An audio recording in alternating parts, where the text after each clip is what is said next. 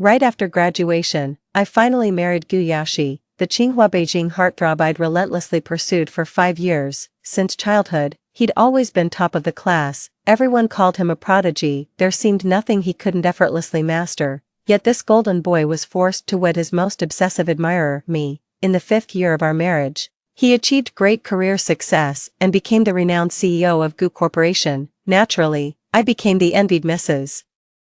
Gu that everyone admired, yet life wasn't as joyful as I'd imagined. He always maintained an icy demeanor, keeping me at arm's length. I tried every way to get close to him, but he remained as cold and unresponsive as a stone that refuses to warm. I simply refused to accept this fate. If 10 years won't warm him, I'll try 20, if 20 won't do, then 30. I believed one day he'll finally see my worth. Just as I was dreaming of our future together, he handed me a cold divorce agreement.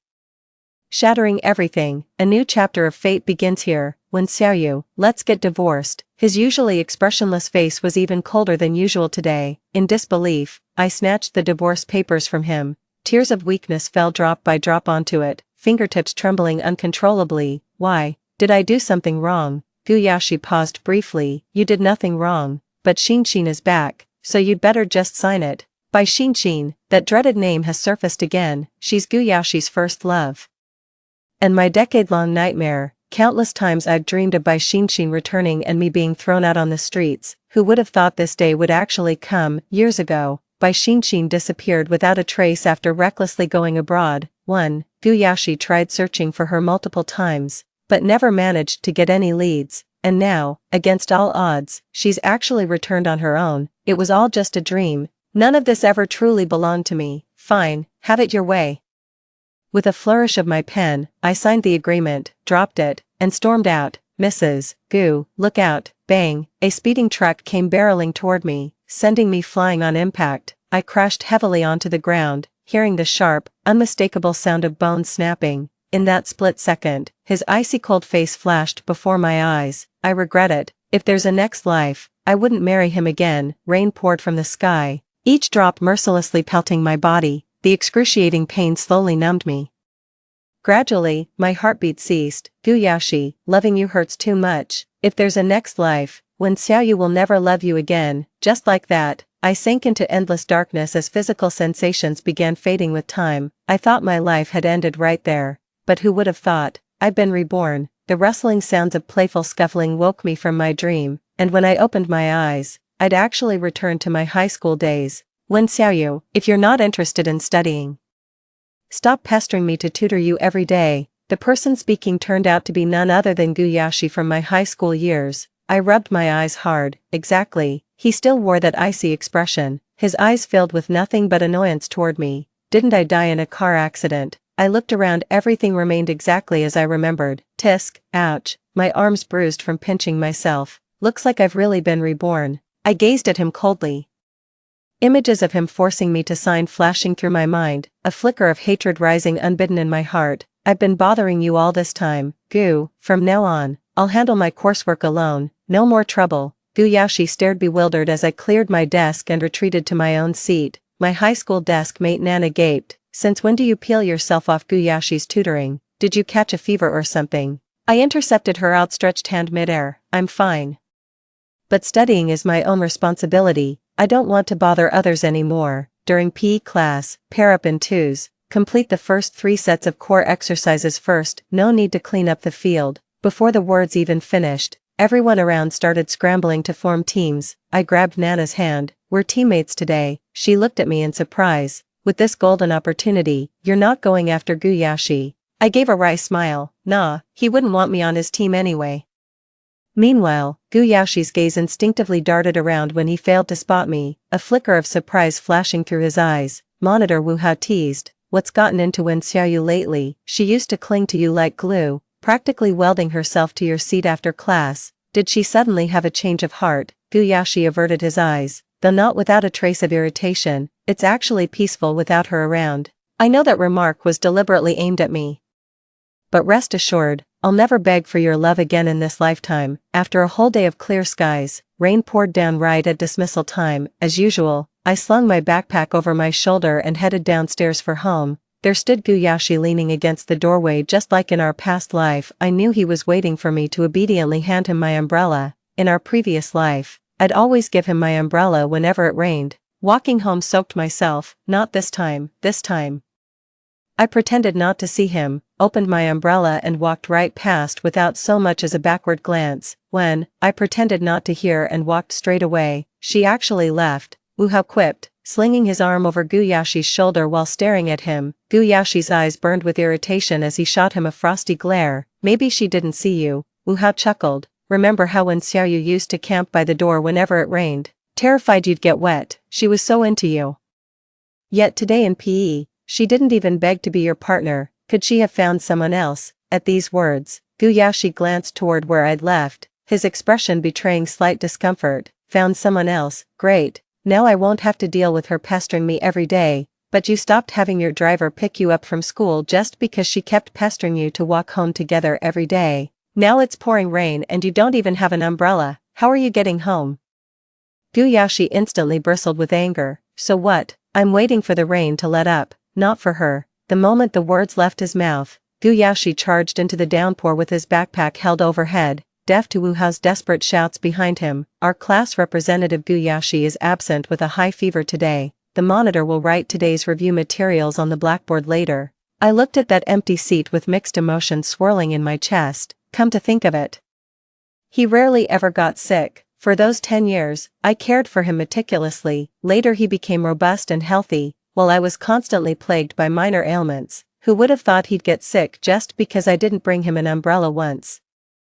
What a weak constitution, I muttered under my breath. Nana chuckled. What's wrong? Feeling sorry for him? Don't be ridiculous, I said awkwardly, flipping through my book. Remember that heavy rain after school yesterday? Apparently Guyashi didn't have an umbrella, but he stormed off into the downpour looking furious. Nobody could call him back. What's going on? I gasped. But doesn't his family send a chauffeur? Why would he brave the rain? Nana shot me a withering look.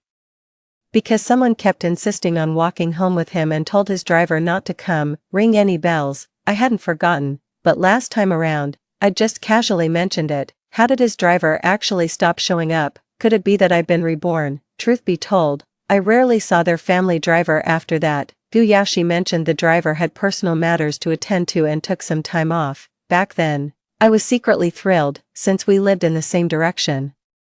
This meant we could walk home together. What luck. Looking back now, it was probably his doing. As if I'd have that kind of influence. That day, Nana invited me to dinner at a restaurant. The room was decked out with colorful streamers, and the feature wall was covered with happy birthday balloons. Nana, why does this place you picked look like someone's birthday party? Because it is. Today's your crush Guyashi's birthday. What? I sprang to my feet. In my past life, I remembered Guyashi's birthday more faithfully than my own. Who would have thought I'd completely forgotten about it in just a few months? Nana gave me a hurt look. What's wrong? Didn't you ask me to help create more chances for you with Guyashi? As his #1 admirer, you can't possibly miss his birthday. With frustration written all over my face, I turned to her. No need, never again. I don't have feelings for him anymore. What? Her eyes widened in shock as if she'd just heard something earth-shattering. Just forget about it, I won't be needing that anymore. Just as I grabbed my bag to leave, the door suddenly swung open. Everyone cornered me in the private room, with Guyashi among them. Seems they heard everything I just said. I awkwardly averted my gaze. Wuha teased from the side, not crushing on God Gu anymore. You used to follow him around like a puppy. What changed? Found someone new? Shut it. Guyashi cut in abruptly. Wuha immediately made a zip lip gesture with perfect timing. That was before. Right now, I just want to focus on preparing for the college entrance exams without any distractions. The moment these words were spoken, all eyes turned toward Guyashi's stormy expression, leaving the room in tense silence. 2. I instinctively avoided that burning gaze, afraid my resolve might waver. Just then, a girl walked in and broke the awkward silence. Is Yashi here? Everyone turned their heads. A fair-skinned, stunningly beautiful girl stood at the doorway with a sweet smile. Well, if it isn't our campus belle by Shinshin, come on in. Heard you were touring abroad with your cello. What brings you back so suddenly? Wuhao seized the chance to change the subject. With mirth dancing in her eyes, she swayed slightly as she made her way to Guyashi's side and sat down, her cheeks faintly flushed. I wouldn't miss Yashi's birthday for the world. Happy birthday. Yashi, must you be here? In your past life, the day before his junior year birthday, you vanished without a word to ensure your overseas departure. Terrified he'd stop you, from then on, you completely disappeared. Guyashi drowned himself in alcohol day after day, in a fit of anger. I went along with my parents' arrangement and walked down the aisle with him. How hypocritical to say these things in public now. I scoffed silently without responding. Everyone knows you two are the perfect match, the campus queen and the heartthrob. Just get together already. Save those delusional admirers from scheming after our genius Gu. The classmates around started teasing. Bai Shinshin lowered her head bashfully while Guyashi remained silent. An unrealistic dreamer. That's probably me. I sulked with my head down, refusing to speak. It's completely unrealistic. Even if I managed to get it, I'd have to hand it back eventually. Nothing matters now. Since it'll be her sooner or later, why should I even bother? In that case, you guys go ahead and eat. I'm leaving first. Nana yanked me back in one swift motion. Don't leave, Seryu. It'd be so awkward if you went and left me here alone. The others chimed in. Exactly. Today's Yashi's birthday, we're all classmates here. No one's allowed to leave. We've still got cake to cut later. Faced with their enthusiastic pleas, I had no choice but to plop back down in my seat, silently willing the food to arrive faster, though I wanted nothing more to do with Guyashi. Seeing him sitting there with her made me feel like I was sitting on pins and needles. Their interaction carried a hint of shyness and awkwardness. It was probably from this moment that Guyashi began developing feelings for Bai Shinshin, though they only officially got together after starting college. I quietly lowered my head, pretending not to have seen anything. After everyone had their fill of tea and food, Wu Hao handed the cake server to Bai Shinshin. Shinshin, you do the honors. The birthday boy might find your slices extra sweet. Amidst the crowd's teasing, I lowered my head with a bitter taste in my mouth, pretending not to care. Bai Shinshin feigned modesty as she took the spatula, cut the largest slice, and handed it to Guyashi with a smile. Happy birthday, Yashi. I hope I'll be celebrating every one of your birthdays with you. Even hearing this blessing made me scoff. Thank you. Guyashi accepted it slowly with a faint smile. The whole school knew I had feelings for Guyashi, and Bai Shinshin was no exception, so she handed me the second slice of cake with a sickly sweet smile plastered across her face. Thanks for looking after Yashi while I was busy. Most of my upcoming schedule is domestic now, so I won't be needing your help anymore. Her words sent a tumult of emotion surging through me. In my past life, she'd spoken these same words to me, but back then I saw her as nothing but a romantic rival, dismissing her advice without a second thought. Yet hearing them again in this lifetime, all my former confidence evaporated. A bitter smile tugged at my lips. No need to stand on ceremony. Bye, I'll be counting on you to look after him. Bai Shinshin smirked triumphantly. As the gathering wound down, everyone began making their departure. The Gu family's car pulled up slowly. How odd. Aunt Gu usually keeps a low profile by having Uncle Lee drive Guyashi in their modest $1 million cars from the garage. Today, they unexpectedly rolled up in a billionaire's supercar to pick him up. Bai Shinshin's eyes instantly lit up at the sight of this luxury beast. Everyone knew his family was wealthy, but no one realized they were filthy rich like this. And this, just one of their countless ultra-exclusive hypercars. They probably lost track of how many they own, though our houses were just a street apart. Our social statuses were worlds apart. My father was a manager at a listed company. We were comfortably well off, but compared to the Gu family's wealth, it was utterly insignificant. Had Aunt Gu and my mother not been childhood confidants in my past life, I'd never have had the chance to marry Guyashi. The car pulled over slowly, and Uncle Lee stepped out, locking eyes with me. Miss Wen, Madame Gu ordered me to ensure your safe return home before we left. Please get in, Miss Wen. Young master, I used to pester Guyashi relentlessly for rides home. Everyone knew our houses were just a block apart, but I never realized how close our parents had become. All eyes widened as they stared at me, while Bai Shinshin couldn't quite mask the flicker of envy in her gaze. With doe-eyed innocence, she pleaded to Guyashi, Yashi. This place is so remote, could your driver drop me off too? 3. Guyashi glanced at the pitiful Bai Shinshin, then shifted his gaze to me, making me quickly avert my eyes. Out of the corner of my eye, I saw him nod slightly. Given the timeline, Guyashi should have had feelings for Bai Shinshin during this period, so his agreement didn't surprise me, though it still left an inexplicable discomfort in my chest. After everyone had left, Guyashi reached for the passenger door. But I slipped into the seat before he could, hesitating briefly. He awkwardly redirected his hand to the rear door and climbed in beside Bai Xinshin. The pouring rain outside, combined with the rhythmic wiper blades and Bai Xinshin's laughter, created an unsettling cacophony. Those fat raindrops against the window were identical to the ones on the day of the accident in my past life. Yashi, I'm back for good this time. How about we study together every day from now on?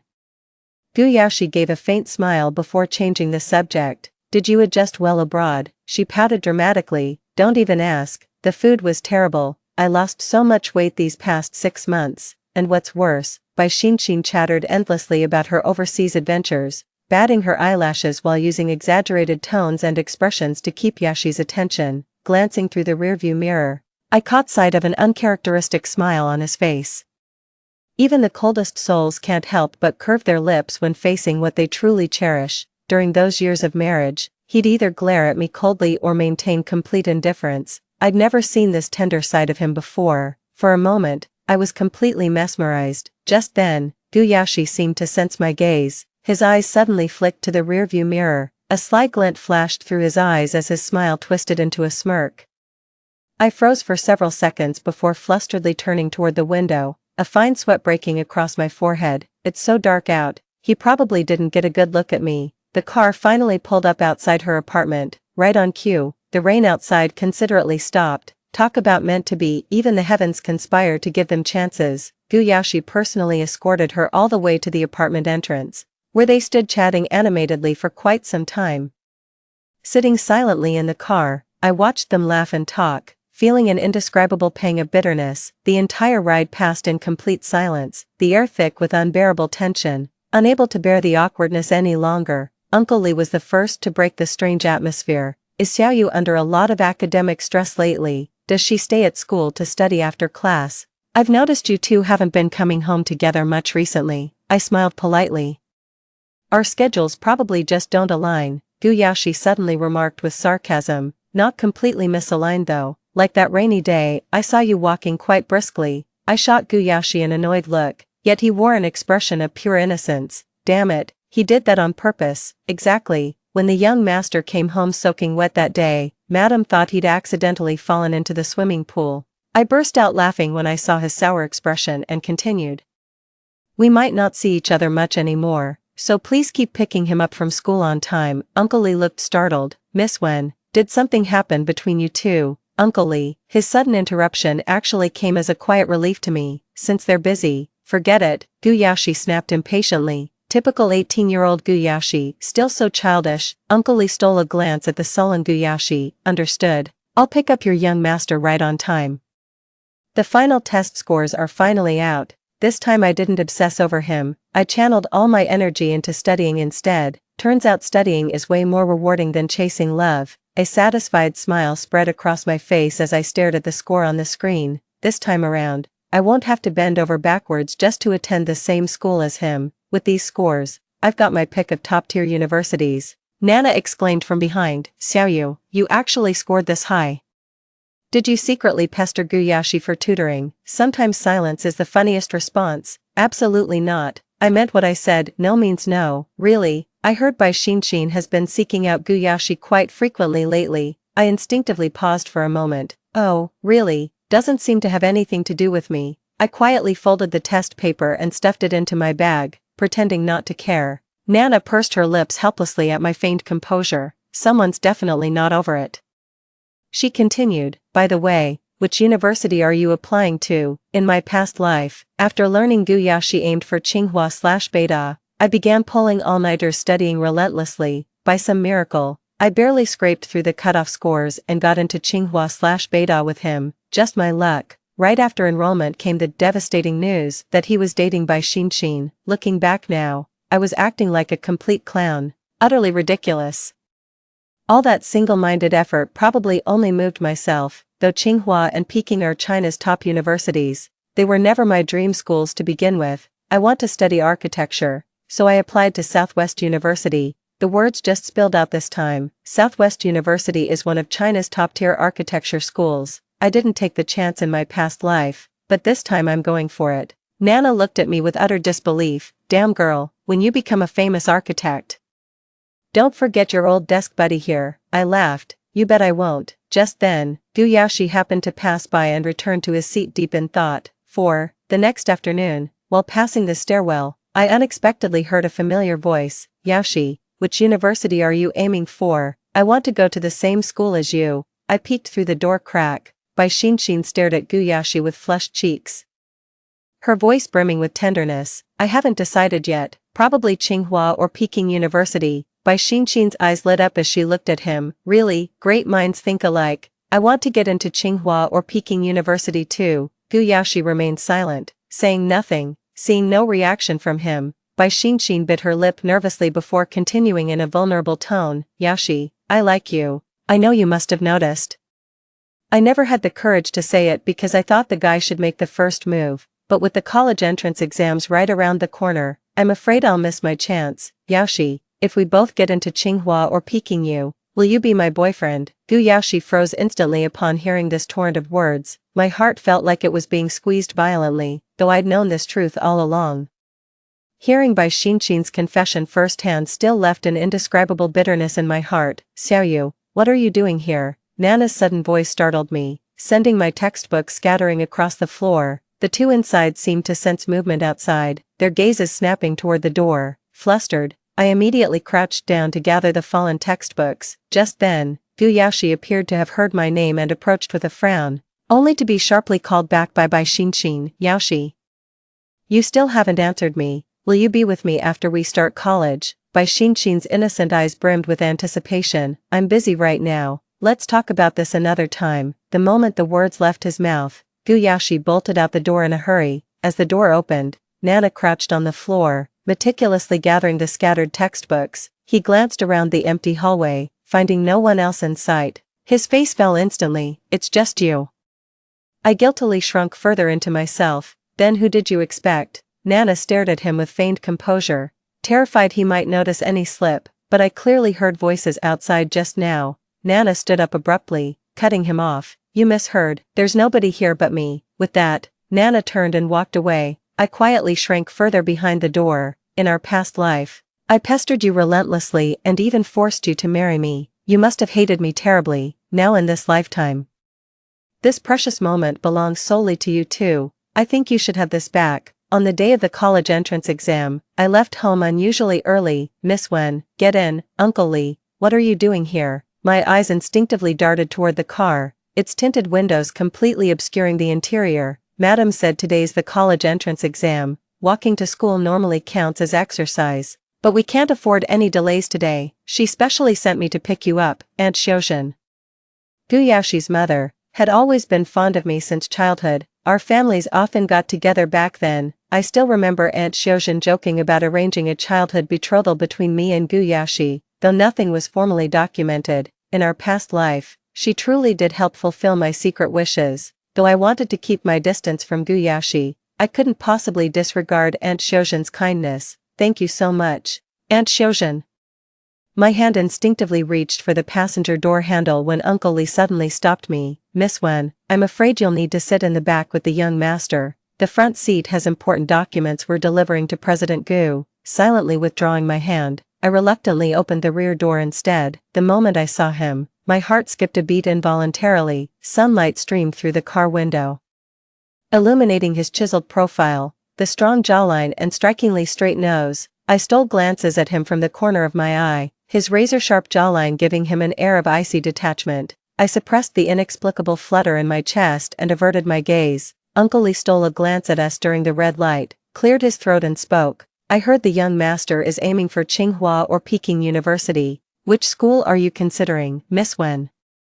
I turned to look at the towering skyscrapers outside, smiling with hopeful anticipation. I want to study architecture at Southwest University. Guyashi adjusted his cuffs pretentiously before speaking. Tsinghua's architecture program is quite good too. Why not aim for Peking University? In my past life, I foolishly wanted to attend Tsinghua with him, but he responded coldly, "Don't you have any dreams of your own?" That disdainful look in his eyes still haunts me to this day, but back then, all I wanted was to be with you. Looking back now, it does seem childish and ridiculous. Indeed, Miss Wen, if you test into Jiangqing University, wouldn't that mean you can't attend the same school as young master? I chuckled. Uncle Lee, everyone has their own path to follow. Besides, I'm not particularly fond of Beijing, so I've decided not to take exams there. Suddenly, a piercing gaze shot my way, tinged with faint anger. Oh, is it Beijing you dislike? Or is it sharing the same city with me? Gu Yaoxi's abrupt question sent an unexpected tremor through my heart. Both Tsinghua/Peking University and Southwest University are excellent choices for architecture, but I genuinely wanted to leave everything from my past life behind, which is why I chose to apply there. I stared blankly at his profile before blurting out, "What about you? Did you choose Tsinghua/Peking because you truly love it, or, for someone else?" He instinctively turned toward me.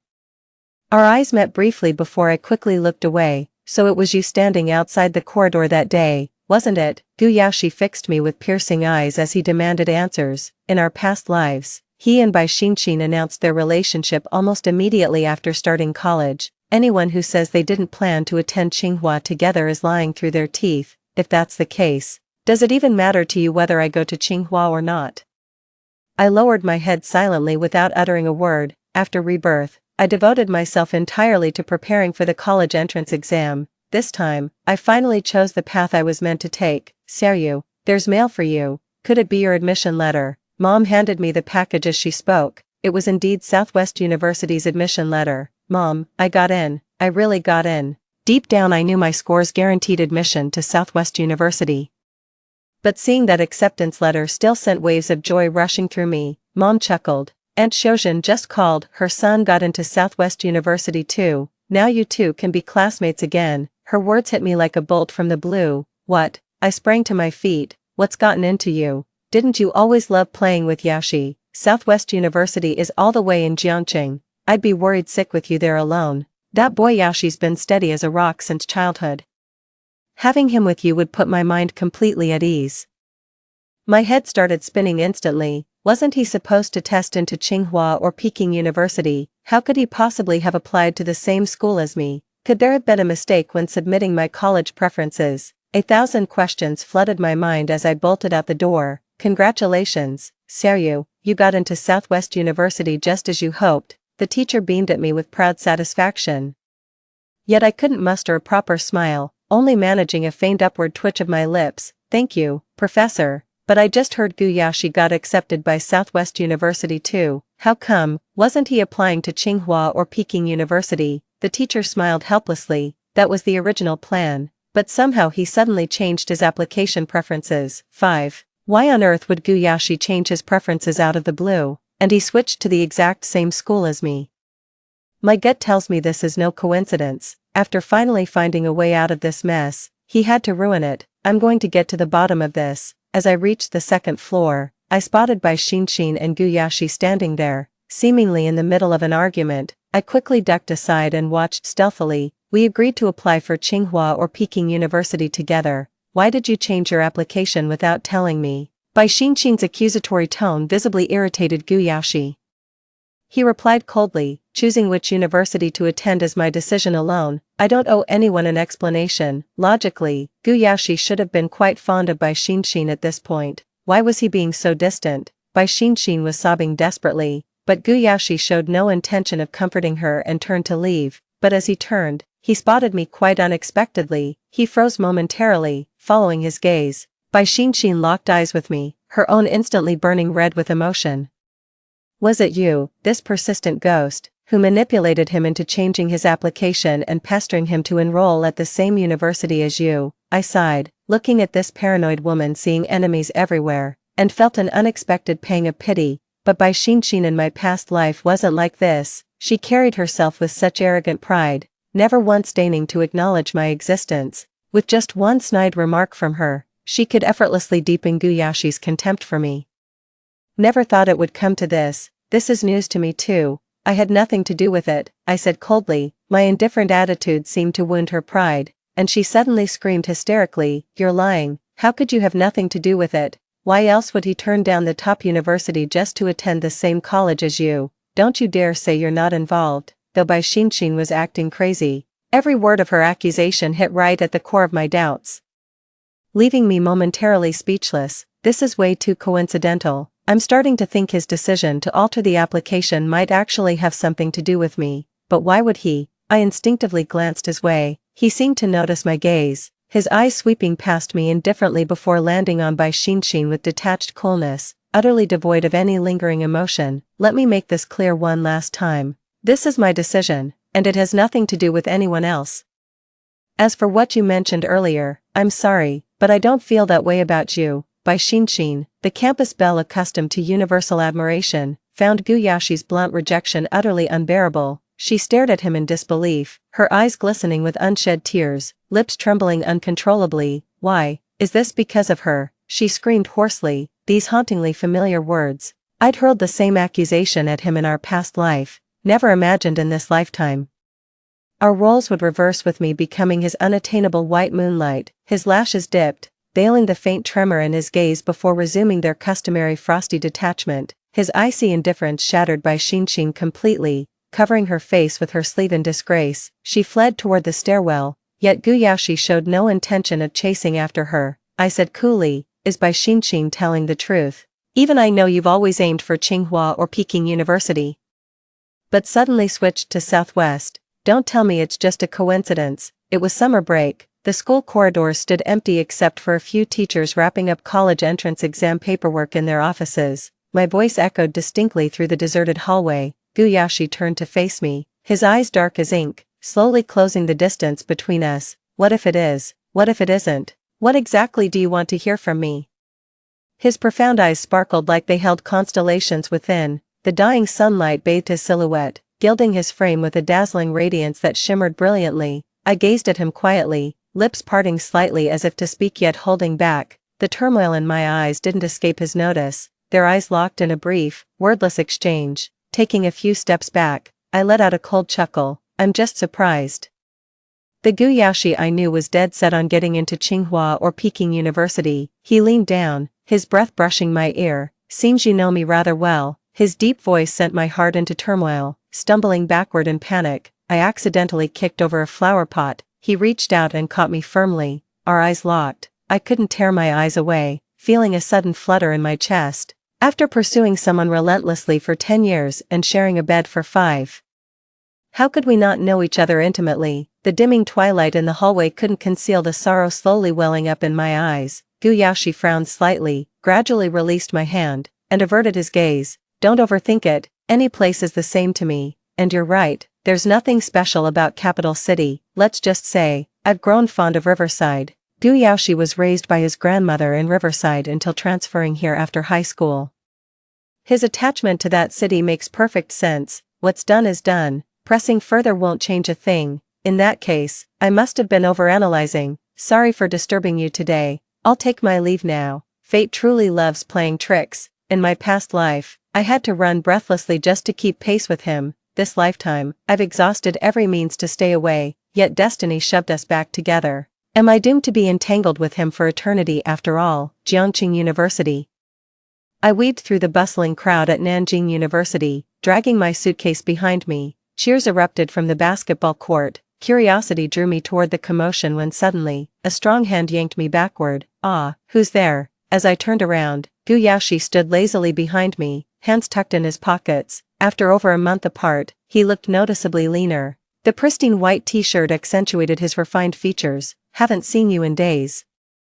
Yet your voice sure got louder. I quickly averted my gaze, touching my slightly flushed cheeks before awkwardly lowering my head. Who's that? He's so handsome, must be a freshman. This year's batch seems promising. Who's that girl next to him? Don't tell me she's his girlfriend. Gossip really is everywhere on campus. I quickly pulled his attention-grabbing figure aside. He seemed quite cooperative, letting me drag him around without resistance. Gu Yaoshi, this isn't Hai. Mind your public image. He leaned down and stared at me. What are you afraid of? None of what they're saying is true. My eyes met his deep gaze briefly before I looked away and continued. It's because you're always in the spotlight. Everyone adores you. I don't want to be seen as some imaginary rival. After a long silence, he studied me with a faint chill in his expression. Seems you're determined to keep me at arm's length. His words froze me mid-motion. When I looked up again, his expression was unnervingly detached. His gaze turned icy. Message received. Before I could respond, he turned on his heel and walked away. The moment he turned away, my heart felt instantly hollowed out. on our way to the cafeteria after evening class with my roommate Annie, but there was already a crowd gathering. That finance department hottie totally lives up to his reputation, so dreamy, that girl's got serious guts. That guy's always ice cold and barely acknowledges girls. Whoever confesses to him is gonna get shot down hard, lol. Hearing this, Annie's inner gossip flame ignited instantly, but I couldn't shake this nagging bad feeling. Before I could process it, Annie was already dragging me through the crowd. What I saw before me completely took my breath away. The ground was aglow with heart-shaped candles flickering softly, completely carpeted with rose petals, utterly romantic. On that late autumn night, a girl stood shivering in a flimsy red lace dress amid the candlelit hearts, clutching a massive bouquet of roses, her cheeks flushed as she gazed at the young man. "Xiaoyu, look, that guy is so handsome." Following Annie's pointing finger, my heart skipped a beat. Exactly, that young man was none other than Gu Yashi. Of course, who else in the finance department could possibly carry such prestige besides Gu Yashi himself? With those striking cold eyes and his towering, impeccable posture, he stood out effortlessly even in a crowd. "Gu Yashi, I like you. I know many girls chase after you, but I still want to try my luck." Her gaze burned intensely as she stared at Gu Yashi, her voice trembling nervously. I watched them closely, a pang of sourness creeping into my heart. The girl's face was full of anticipation, while Gu Yashi wore nothing but indifference. "I'm sorry, but I don't have feelings for you." Those identical words sounded all too familiar to me.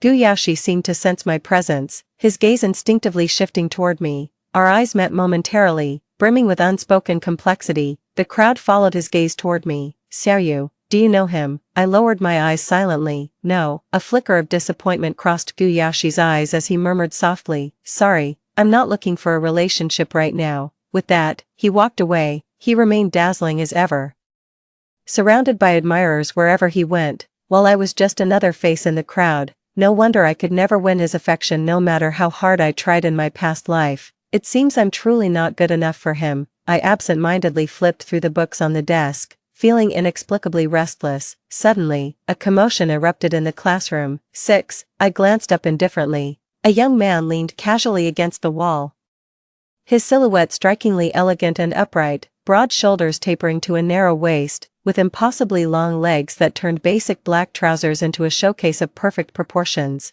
Wait, why does his physique look so familiar? My gaze traveled upward, until Gu Yashi's strikingly handsome face came into view. How did he suddenly show up here? I lowered my head, fumbling to grab a pen in my fluster and unconsciously clenched it tight. He slowly walked toward me, with everyone's eyes following his movement, yet he just passed by me and casually took a seat behind me, calmly unfolding his textbook. My mind was in complete turmoil, yet I tried hard not to show it. He gently poked my back. I froze instantly as if struck by electricity. Slowly turning my head, I asked, "What's wrong? I need your help with something." He scooted his chair closer and whispered, "There's a dance party in our department this afternoon, and I'm short of a dance partner."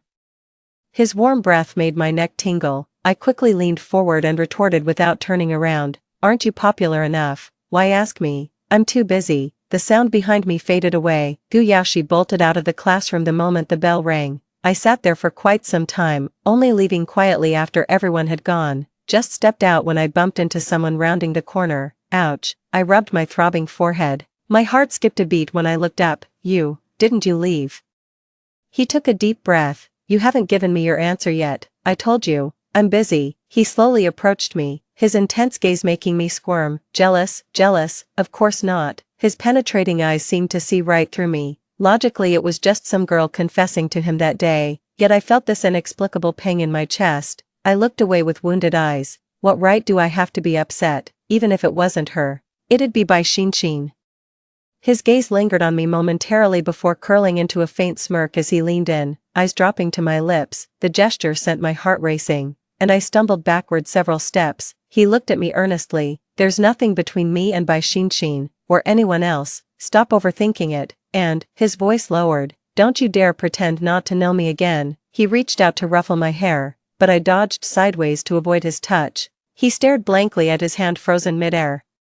"So what if we know each other? What difference does it make whether we're connected or not? We were never meant to have a happy ending." I refuse to relive my past fate. This lifetime, I choose happiness. My gaze lifted, eyes glacial. "Leave me be from now on." I just want peace, Guyashi, you're blindingly bright. We were never meant to walk the same path. His brow furrowed as he stared. Wen Xiaoyu, am I really just a nuisance to you? I closed my eyes briefly before continuing. There was a time when I had feelings for you, but that's all in the past now. I admit I still can't completely forget you, but all I want now is to live my life peacefully, so, please don't appear before me ever again, I'm begging you. His piercing gaze held what seemed like flickering flames of anger, but the fire vanished instantly, leaving only dull emptiness. I understand. Rumor has it he never showed up at the ball that evening. It later dawned on me that it wasn't a couple's dance at all, just an ordinary social mixer. Time flew by, and before I knew it, the new year had arrived. Watching fireworks blossom across the night sky, I quietly closed my eyes. May this version of me live happily ever after. I heard this new year, only Uncle Gu and Auntie Gu were home alone. Guyashi was kept back in Jiangqing by his grandmother, seizing his absence. I tagged along when Mom went visiting this year. The Gu family owns a prosperous listed conglomerate, though we're just an ordinary middle-class household. Auntie Gu never treated us differently because of wealth gaps. In fact, she's particularly fond of me and keeps joking about wanting me as her daughter-in-law. Looking back now, I realize Guyashi married me in our past life largely because of Aunt Gu's influence. Xiaoyu dear, are you enjoying university life? Aunt Gu asked tenderly. Very much, I replied obediently. Aunt Gu gently patted my hand. Has that rascal son of mine been bullying you? You must tell me if he does. That boy's got such a terrible temper. Do help me keep him in line sometimes. I smiled politely and responded with courtesy. Uncle Gu stood by with a kindly smile, showing none of the airs you'd expect from a corporate tycoon. God knows who he inherited that ice-cold expression from. His stern face never seemed to thaw. Xiaoyu, what do you think of our rascal? If you like him, Auntie will arrange everything. You two can marry right after graduation. Mrs. Gu's sudden proposition caught me completely off guard. My past self would have been over the moon hearing this, but I've already thrown myself into the abyss once. I absolutely can't make the same mistake again. Auntie, he already has someone he likes, a talented violinist who's absolutely gorgeous. You'd adore her. I quickly fabricated an excuse to derail this conversation. Yes, Auntie Gu. Oh, I'm feeling a bit queasy. Need to use the restroom. With an awkward smile, I seized the first excuse to escape. After all, they're the canon couple. Without me getting in the way this time, even with some hiccups, they'll probably end up together, so it's not exactly nonsense. The vacation flew by in the blink of an eye. Back at school, I buried myself in the library all day to keep my mind from wandering. But on this particular day, I ran into someone from my past who stood out vividly. Hello Wen Xiaoyu, I'm Jiangsu. That familiar voice sent a tremor through my heart. Following the sound, my gaze landed on a young man with delicate features standing before me. He had fair skin and a slender, tall frame. A gentle smile lingered in his eyes like warm spring sunshine, soft and comforting. Even his voice carried that same soothing warmth. In our past lives, Jiangsu had secretly admired me since high school, but it wasn't until college that he gathered the courage to approach me. Properly introducing himself and confessing his feelings, the moment I saw him, my eyes unexpectedly stung with unshed tears. In my past life, aside from my parents, he was the one who cared for me most, but back then, my heart belonged entirely to Guyashi. No matter what he did, I remained blind to his kindness. Unlike Guyashi's icy demeanor, he carried himself with gentle warmth that made people feel at ease around him. In the golden twilight, the dying sunlight streaming through the floor-to-ceiling windows enveloped him, making the moment feel utterly surreal. In our past life, we met in such haste. This lifetime, I want to give him the proper introduction we never had. Suppressing all emotions, I extended my hand with a smile as if we'd never met. Hello Jiangsu, I'm Wen Xiaoyu. Pleasure to finally meet you properly. Jiangsu glanced at my hand with surprise, flashed a shy smile, and grasped it firmly.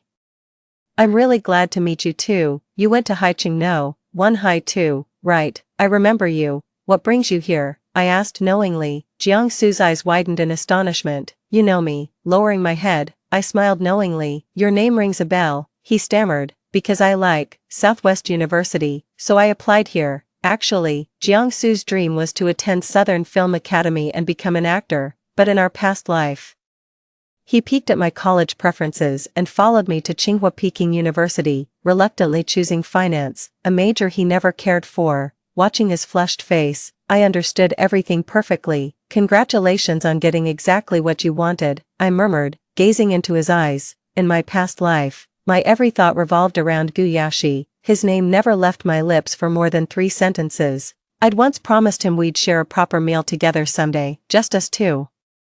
Dining quietly without mentioning Guyashi or anyone else. Sadly, I passed away unexpectedly before ever fulfilling that promise. Meeting a fellow Jiangqing alumnus at Nanjing University is truly serendipitous. "Let me treat you to dinner tonight, just the two of us, no one else." He paused briefly, then broke into a soft smile. A shaft of sunlight suddenly dimmed before me, and I glanced past his shoulder. A familiar figure stood there coldly, his gaze sharp as a blade piercing straight through.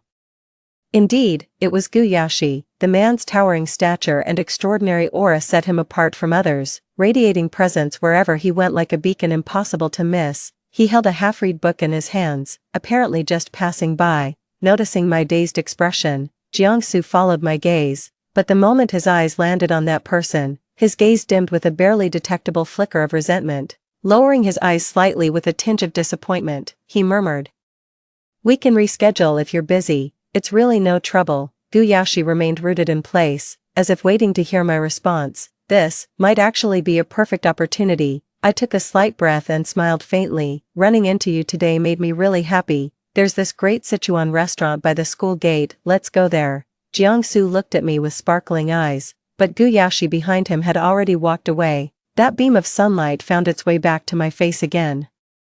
Unbearably harsh this time. "Order whatever you like. I've been making some decent money from tutoring lately." I playfully rubbed my fingers together at him. He burst out laughing and visibly relaxed. "Well then, I won't hold back." Before long, a table full of aromatic dishes was served. I grabbed my chopsticks and dug in eagerly. Jiangsu gazed at me with adoration, gently wiping the corner of my mouth with his fingers. "Easy there, you've got rice all over your face."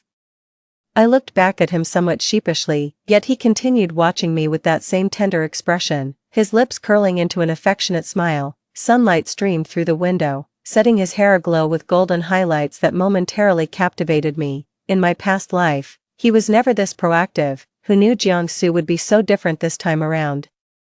I quickly lowered my head to hide the inexplicable flutter in my chest. Just then, 3 people walked through the door and took seats at the table nearest the entrance. Though we were alumni, I didn't recognize any of them. Guyashi pushed the door open and immediately spotted me sitting at the inner table. His gaze faltering slightly, he quickly averted his eyes, pretending not to notice, and joined the other 3 at their table. "7, dude, what took you so long? Wasn't this your idea for tonight's dinner? And you're the last one here. Bottoms up as punishment." "Seriously Yashi, we've already ordered." The guys around kept grumbling incessantly, yet he shot me a frigid glare, his face darkening ominously as complex emotions flickered in his eyes. "Yashi-gu's little gathering." He grabbed the opened bottle from the table and downed it in one continuous gulp. "Nice. Our department's heartthrob sure knows how to cut to the chase." The group burst into applause and cheers. Jiangsu noticed my unease and glanced over his shoulder, only to meet Guyashi's stormy glare. Jiangsu's face turned ice cold in an instant, while Guyashi's expression at that moment sent chills down one's spine. Their gazes locked in a silent battle of wills. I quickly picked up a shrimp and placed it in Jiangsu's bowl. "Jiangsu, have some more. Their shrimp is absolutely delicious. You've got to try it." Jiangsu turned back, gazing at the lone shrimp in his bowl with a fleeting shadow of disappointment in his eyes. "Xiaoyu, we still didn't get to have this meal just the two of us today. Could I, maybe ask you out again sometime?" I hesitated briefly, with a gentle smile. "Of course, who knows? We might end up sharing many more meals together." The gloom instantly vanished from Jiangsu's face as his lips curved into his usual gentle smile. Meanwhile, Guyashi sat motionless behind us, his icy gaze fixed on our cheerful exchange, fists clenched so tightly his knuckles turned white. His eyes burned into the shrimp in Jiangsu's bowl, jaw clenched tight, dark pupils seemingly ablaze with fury. After dinner, Jiangsu walked me back to the dormitory, regaling me with amusing stories along the way, though I found myself unable to laugh. "Jiangsu, I'm here now, you can head back." He gazed at me reluctantly. "Go on inside. I'll leave once I see you enter." I hesitated. "No.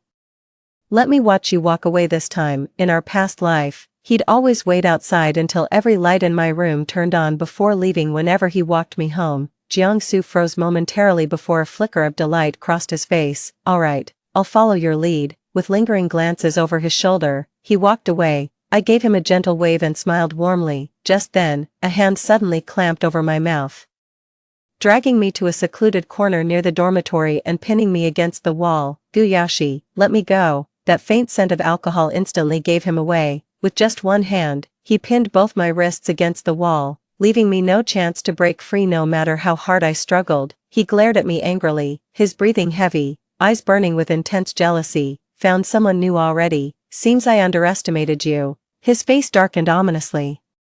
Turning away while suppressing the pain in my wrist, I laughed bitterly. So what? Who I like is none of your business. He suddenly closed the distance between us, lips pressed thin, eyes burning crimson. Quite the charmer. Wen Xiaoyu, wasn't it you who used to follow me around swearing eternal devotion? Exactly. Didn't I make it clear I don't like you anymore? Or are you just being deliberately obtuse? Jealousy churned violently in his eyes like dark undercurrents in an abyss.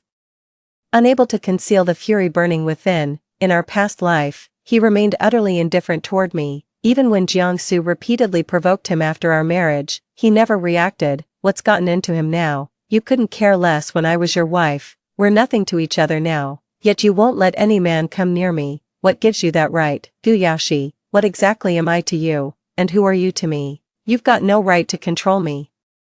Jiangsu is better than you in every way. Whether I'm with him or not is none of your business. Those words seemed to drain every last ounce of strength from my body. He fell silent abruptly, his slightly hoarse voice trembling faintly. So you like him? I hesitated. Jiangsu's kind and handsome. What girl wouldn't like him? I muttered, nervously clutching my sleeve while lying through my teeth. Flustered, I averted my gaze. You what? His gaze burned like fire as he glared at me. You know exactly what I'm talking about. What really happened? Just tell me. How else do you want me to explain this? Must I spell it out? That I've been reborn, that I refuse to repeat history because I know being with you would lead to a living hell and dying in some gutter. Drawing a shaky breath, I whispered, Guyashi, I never understood why forced happiness bears no fruit. I refused to believe you'd never see my worth, but now I do. Why? He stared intently into my eyes. Searching for answers in my gaze, I smirked disdainfully. Guyashi, don't tell me you've actually fallen for me. A flicker of astonishment crossed his face before he fell silent. I caught every subtle shift in his expression. For just a fleeting moment, I longed to hear him say he loved me. I'd have poured my heart out, begging him to join me in overcoming every obstacle to change our fate, yet in the end, I swallowed those trembling words before they could escape my lips. I couldn't gamble with destiny, nor dare I wager whether I held any place in his heart, whether we could truly alter our circumstances. All of it was too terrifying to risk. My eyes fell shut with crushing disappointment. Maybe if I were a little more heartless, everything could finally be over. Guyashi, stop pestering me. I've fallen for someone else. I'm not that Wen Xiaoyu anymore. The girl who used to follow you around like a shadow. So please, don't bother me again, just as I expected. Guyashi's gaze turned ice cold. Seems I was overthinking things. My apologies. The moment I saw him turn away, my chest ached as if being torn apart. Yet all I could do was bow my head desperately, trying to hide my reddened eyes. Live this life however pleases you. This time I'll let you go. Now you let me go too. Watching his retreating figure, an indescribable ache filled my heart as the last ember within me flickered out. In that moment, my heart shattered beyond repair. Early the next morning, Jiangsu was already waiting by the dormitory entrance. I never expected Jiangsu to become so much bolder in this lifetime. In our past life, even after confessing his feelings, he never dared to take the initiative. After graduation, he was filled with regret. He said if only he hadn't been so timid back then, things might have turned out completely different. But what's done is done. What's meant to be will find its way. Meanwhile, Gu Yaoshi had just finished class, and was packing up textbooks from the desk. Yaoshi, that distant cousin of yours is really pretty, hook me up with her. Gu Yaoshi frowned and looked up. Distant cousin, yeah, the girl who was walking with you on enrollment day. Your photos from that day went viral in the school forum. Everyone thought she was your girlfriend at first, but she clarified in the comments that she's your distant cousin. Gu Yaoshi's expression turned stern. He's not. If there's nothing else, I'll take my leave. Just as Gu Yaoshi was about to sling his bag over his shoulder and leave, the guy instantly blocked his path. Don't be stingy, bro. Rumor has it the heartthrob from the CS department's been chasing her too. camping outside the girls' dorm daily and having meals with her. Your cousin's gorgeous, and you're her cousin. Strike while the iron's hot, hook me up. Gu Yaoxi's already icy face darkened completely. Jiangsu, seriously. Don't tell me you didn't know, cuz, your boy here ain't half bad either. Hey, where you going? Before the guy could finish, Gu Yaoxi slung his bag over his shoulder and stormed out of the classroom. Meanwhile, Jiangsu and I were aimlessly strolling across the sports field. Something about you feels different now, but I can't quite put my finger on what exactly. I chuckled. Oh, what was I like before? He paused. In my memory, you were always full of energy, never pessimistic, and firmly believed hard work could change everything. But now you seem different, less persistent about certain things, more mature than someone your age should be. I smiled faintly. Yeah, back then I thought nothing was impossible with enough effort, but I never realized everything was predestined, utterly unchangeable. Jiangsu looked at me with tender concern. Xiaoyu, do you still have feelings for him? I froze momentarily. Of course I knew who Jiangsu was referring to. But what difference does liking or not liking make? Affection can't rewrite destiny's final chapter. I exhaled deeply. Liking or not liking doesn't matter. Love doesn't equal compatibility. If you know the ending will be bitter, it's better never to have loved at all. No, Jiangsu's rejection sent a tremor through my heart. If it were me, even knowing the outcome might disappoint, I'd still give it my all. Even if fate has the final say, I'd have no regrets. I smiled faintly. Never having might bring regret, but only possession teaches how bitter forced gains taste. Did you ever truly have it? Jiangsu's sudden accusation made my heart clench. What we think we've gained sometimes was never ours to begin with. Running away is just surrender by another name, but regret will always linger. I stared blankly at him, only to find his eyes brimming with remorse, a look that struck me as hauntingly familiar. Jiangsu, you. He slowly lowered his head, then turned to gaze at me with a tender smile. Xiaoyu, he murmured, I don't want to lose you again. Will you be my girlfriend? The sudden confession caught me off guard. I froze momentarily, instinctively avoiding his earnest gaze. Stop joking, Jiangsu, this isn't funny at all. Just as I tried to bolt, Jiangsu grabbed my wrist with surprising force, yanking me back. I crashed squarely into his embrace, held tightly in his arms. My cheeks burned crimson as I gazed at him, our breaths audible in the stillness. Before I could react, Jiangsu closed the distance, his lips meeting mine as his eyelids drifted shut. My eyes widened in astonishment. My heart skipped a beat. His long lashes rested against pale skin, fluttering slightly, enough to make me lose my composure momentarily. His kiss burned with an intensity that left me breathless, thinking back to Jiangsu from my past life. He said if he ever got the chance to be with me, he'd give me all his love and never make me feel insecure or miserable. For a fleeting moment, I genuinely considered giving him a chance, but emotions have a mind of their own. I shoved him away forcefully, rubbing my already flushed lips hard, yet Gu Yaoxi's face kept haunting my thoughts. He bit his lip reluctantly. Cheers and teasing applause erupted around us. Say yes, say yes, say yes. 8. His gaze burned into me as he pleaded. Xiaoyu, I can't let you slip away again. Will you be mine? I gazed at him hesitantly, my lips trembling slightly. The crowd of onlookers formed tight circles around us, leaving me at a loss for how to voice my refusal. Say yes. Where else would you find such a perfect boyfriend? Exactly. Be together. The constant chatter around me keeps disrupting my train of thought. Right now, I just want to run away. Jiangsu, when Xiaoyu, come here for a moment. I need to talk to you. A voice suddenly rang out, and every pair of eyes snapped toward the space behind me. Gu Yaoxi stood there motionless, his frosty gaze locked on me with palpable darkness clouding his features. Seems he'd witnessed everything. When our eyes met as I turned around, my heart hammered violently while my body froze stiff. Gu Yaoxi's eyes darkened as he sneered. What, don't recognize me anymore? I awkwardly averted my gaze. He continued, let your Jiangsu wait. I've got something to say to you. Who gave you the right?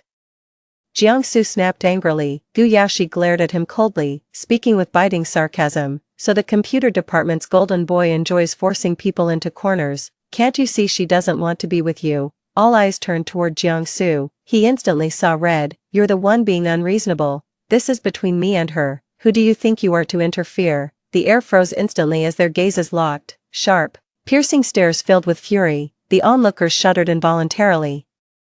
Suddenly, Jiangsu took my hand. Xiaoyu, let me walk you home. My gaze instinctively darted to Gu Yashi. He was glaring at Jiangsu's hand with such intensity, his eyes burning with fury that seemed ready to erupt any second. This seemed like the perfect opportunity to push him away. Seizing the moment, I looped my arm through Jiangsu's and flashed him a tender smile. Sure. For some reason, my heart clenched painfully, yet I had no choice but to keep going. Gu Yashi shuddered.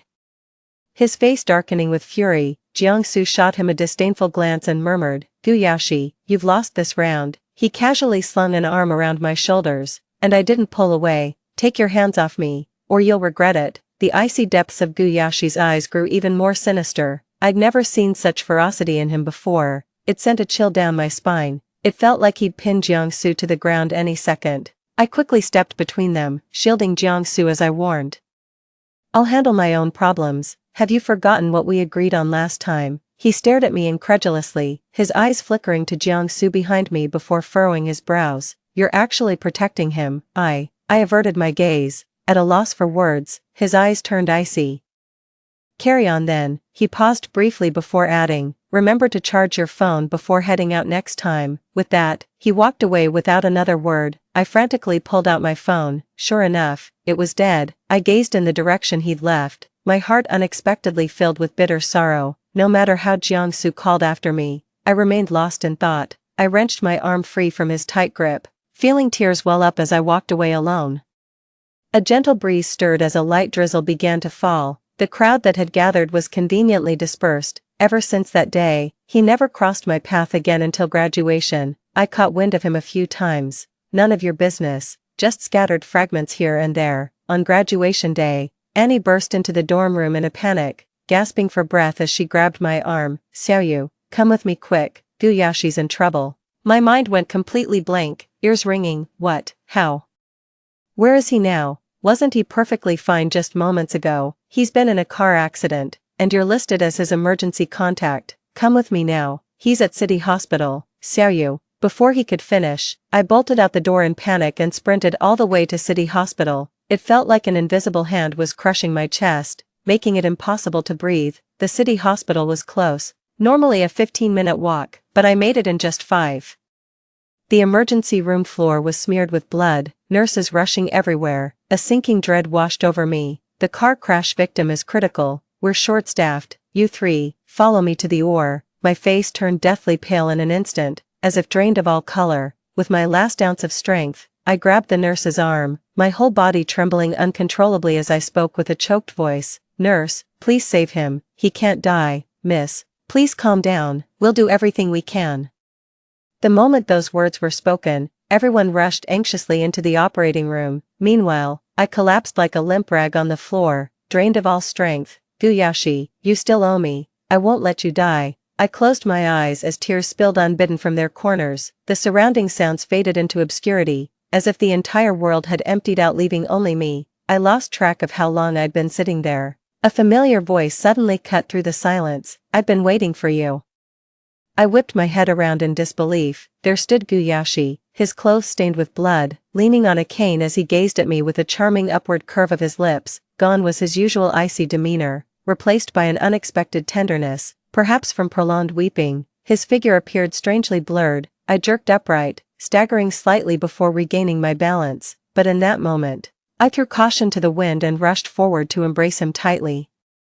Scalding tears soaked through the fabric on his chest. Gu Yashi stood frozen, seemingly stunned by my violent reaction. Stop crying, I'm fine, yet I clung to him desperately like a drowning man grasping at straws, terrified he'd vanish if I loosened my grip. Don't worry, I'm really okay. His face was deathly pale, knuckles whitening as he white-knuckled his cane, struggling to suppress his pain. I completely lost it. Tears came pouring down my face in an instant, pounding his chest with my fists.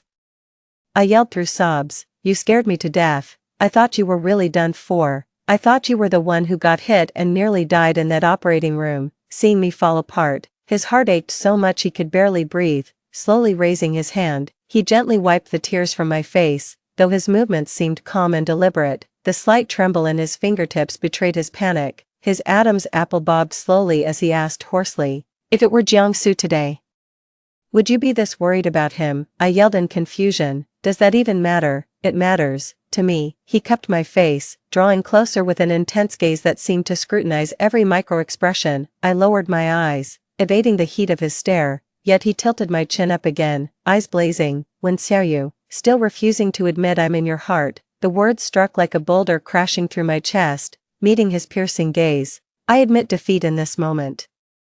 As if seeing right through me, he lifted me effortlessly and embraced me tenderly. His arms tightened around me, yet I heard his pained groan by my ear. Please don't go, I miss you so much. His whisper was deafening. Last night, I dreamed of you again. It's been so long since I last dreamed about you. Guyashi, you're such a cheapskate. 9. When I said don't show up, you actually had the heart to stay away. Silently turning on the faucet, I scrubbed my tear-streaked face vigorously. In the mirror, I could almost see your faint smirk again. Time flies so fast. Today is November 25th, the day I was reborn in this lifetime. At 18, I met you in this life with bewildered eyes. Now I'm 28, but you'll forever remain 21. With practiced hands, I folded my 2556th paper crane and placed it into a new glass jar, feeling tears well up despite myself. I opened the diary whose pages had yellowed from my frequent reading. Freshly arrived in this city, I felt utterly alone, passing each day buried in books just to kill time. At the library today, I met a girl reading the very book I'd been searching for forever.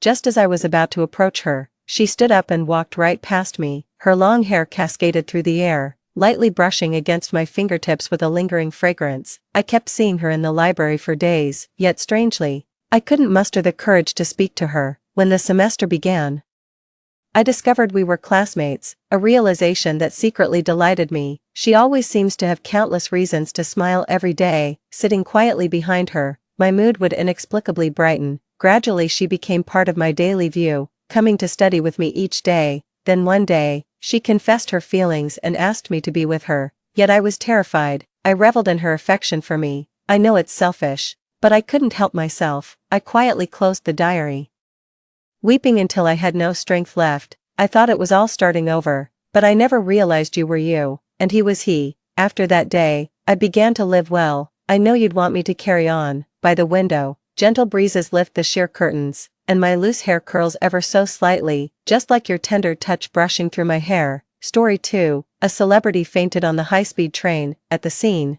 I performed surgery to cut open her trachea, saving her life. When she woke up, she tearfully asked for my contact information, saying she wanted to send me a banner of thanks. However, half a month later, not only did I not receive any banner, but I was served with a lawyer's letter instead. The celebrity claimed that because of my illegal medical practice and damaging her trachea, she could no longer sing. Her fans also started to verbally attack me, calling me an unethical quack and corrupt in medical ethics. Even my boyfriend accused me of ruining the bright future of his idol. As the situation escalated, I was permanently dismissed from the hospital, and my career was completely destroyed. In despair, I picked up a scalpel and aimed it at my own carotid artery. But what I didn't expect was that the day after my death, that celebrity released a new album and appeared on a new music variety show. It turned out her vocal cords had already healed. She was just using me as a scapegoat to divert attention from the scandal of being maintained by a wealthy businessman. When I opened my eyes again, I was back to the day the celebrity fainted on the high-speed train. Please, any medical personnel on the train, come to carriage 1 immediately. Someone urgently needs your help. Suddenly, an urgent call for help came over the train's PA system. My boyfriend, Jo Sik-hen, immediately asked me, should we go check it out? No. My cold refusal stunned Jo Sik-hen, perhaps because no medical personnel had come forward yet. Another anxious male voice came from the broadcast. The person who fainted is the celebrity Meng Chantian. If you can save her, not only will we offer a substantial reward, but we will also provide limited edition signed photos and concert tickets of Chantian. A murmur quickly arose in the carriage. My God, it's Chantian. How is she on this train? She fainted. It must be her cruel company overworking her. I feel so sorry for her. Meng Chantian was a highly popular new star, who in just 2 years of debut, had attracted a large fanbase with her pure looks and captivating voice, earning the nickname the purest nightingale in the entertainment industry. Even Jo Sik-hen, upon hearing this, couldn't help but show a pained expression, saying, Chung Shui, as a doctor, you have a compassionate heart, go and save her. She must have fainted from overworking herself out of dedication. His words made me laugh in anger. fainted from dedication. She clearly had an allergic reaction to birth control pills, causing her airways to swell. In my past life, I didn't even wait until the announcement mentioned she was a celebrity. I rushed to help immediately. Upon seeing Meng Qianqian's cyanotic face and convulsing body, I knew she must have ingested something harmful and quickly applied the Heimlich maneuver to help her vomit it out, but I didn't expect her to only throw up a few pills. When I asked her manager what was going on, he hesitantly revealed they were birth control pills. I didn't care about the gossip of female celebrities taking birth control pills. To me, she was just a patient, so I deduced that she was allergic to the pills, which caused her airway obstruction. I quickly told her manager, "Brother Kai, she needs surgery immediately, go find me some clean knives and alcohol." Brother Kai hurriedly stumbled to get the items. Without hesitation, I cut open Meng Qianqian's trachea and performed a simple cricothyroidotomy. A few minutes later, her cyanotic face finally returned to normal. The moment Meng Qianqian opened her eyes, her manager Brother Kai almost knelt down on the spot to thank me. "Hua Tua reincarnated, divine doctor, thankfully you were here today, otherwise our Qianqian might have died." After reaching the station, Meng Qianqian was taken away by a hospital vehicle, and she specifically cried and typed a thank you message on her phone. "Dr. Chung, please be sure to leave your phone number and workplace. The internet says that to thank a doctor, you should go to the hospital when it's busiest," with gongs and drums to present him with a banner so that he can be appreciated by the hospital's leaders and be promoted.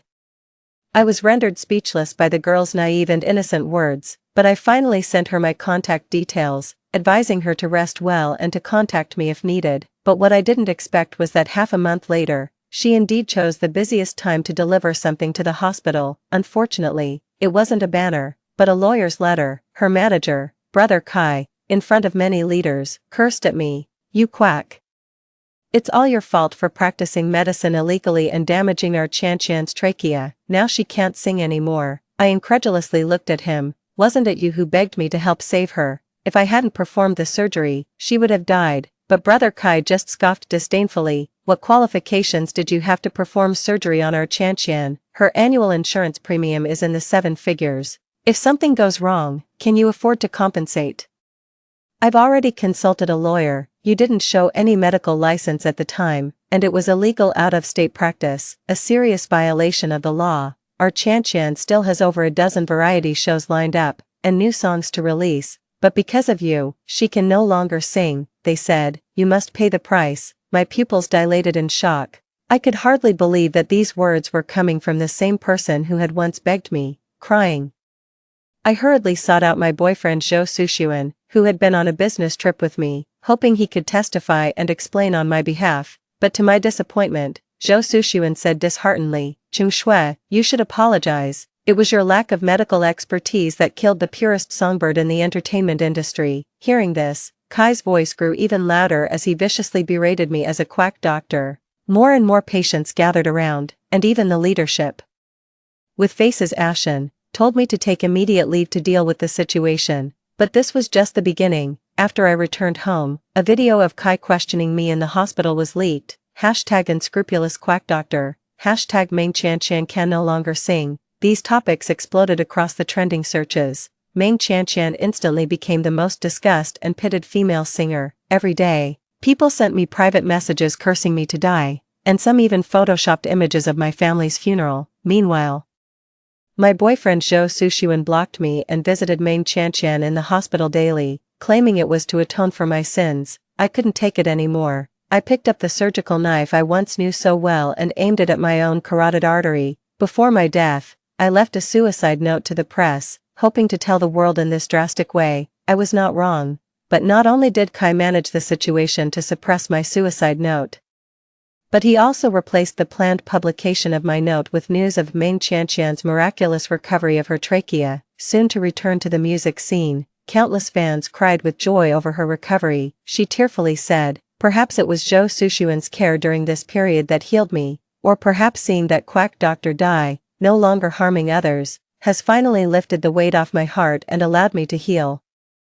Thank God. Everyone marveled at the miracle, and Meng Qianqian's fame soared even higher. But on one of her shows, I overheard her and Kai saying, "Kai, your move was brilliant," pretending the trachea was injured to gain sympathy and suppress the scandal of me being kept. Not only did I become more famous, but I also got the young master of the Zhou family to take over that Dr. Cheng. She died just right. Kai laughed and comforted her. Exactly. The duty of a doctor is to save the dying and heal the wounded. She pushed you from a third tier to a top-tier star. She should be happy about that. As they spoke, they tore my blood-stained suicide note to shreds, and I, merely a lingering spirit, could only watch as she continued to rise in fame, securing endorsements, and even getting engaged and having children with Zhou Suxuan. But I never expected that the heavens would give me another chance, in this life. I would no longer meddle or have anything to do with that venomous star. However, at this moment, Zhou Suxuan looked at me with disappointment and said, "Cheng Shui, you've really disappointed me. You weren't like this before. Isn't it your duty to be compassionate and save lives?" I laughed. The prerequisite for treating and saving lives is that the patient is a human. Meng Qianqian is nothing but a harmful white-eyed wolf. Why should I save her? I glanced at Zhou Suxuan. Oh. Aren't you a doctor too? Why don't you go save her? He was hit where it hurt. You know, I'm still an intern. I don't even have a medical license yet. Then keep your sympathy to yourself and shut up. Zhou Suxuan was instantly silenced. But as the announcement for medical assistance continued to play, Zhou Suxuan looked anxiously towards car 1, bit his lip as if making a decision, and suddenly pointed at me, shouting, "Someone come quick, this Cheng Shui here is a surgeon. She can save Meng Qianqian." At that moment, everyone turned their gaze towards me. Wow, what a masterclass in moral coercion. Unfortunately, I'm not going to let you have your way. I stepped forward to meet everyone's gaze and loudly proclaimed in their expectant eyes, "As a doctor, because I am a doctor, my medical skills swiftly make their way into China, commanding surgical knives to split Jesus's underpants and syringes to launch aircraft carriers. Like this pill that could blast 800 piglets to death." At that moment, everyone was dumbfounded. They had no idea what I was talking about, neither did I, but I knew that they didn't know what I was saying, because I was just spouting nonsense. Haha, right, I am a doctor, but would you really let someone who seems mentally unstable treat you? As I spoke faster and faster, the pupils of the conductor and the agent widened. At the end, I even knelt down stiffly, grabbed Brother Kai who had just bowed earlier, and banged his forehead against mine, making us knock heads together and shouting loudly, "Bounce, bounce, bounce away the crow's feet." The carriage fell silent, even Zhou Suxuan was silent. I knew I had probably achieved my goal. I shook my head, dusted myself off, stood up, and with a sudden realization, remarked to everyone, my apologies, she just slipped out. It's okay, I'm back now. Let's go. Didn't we say we were off to see and heal people?"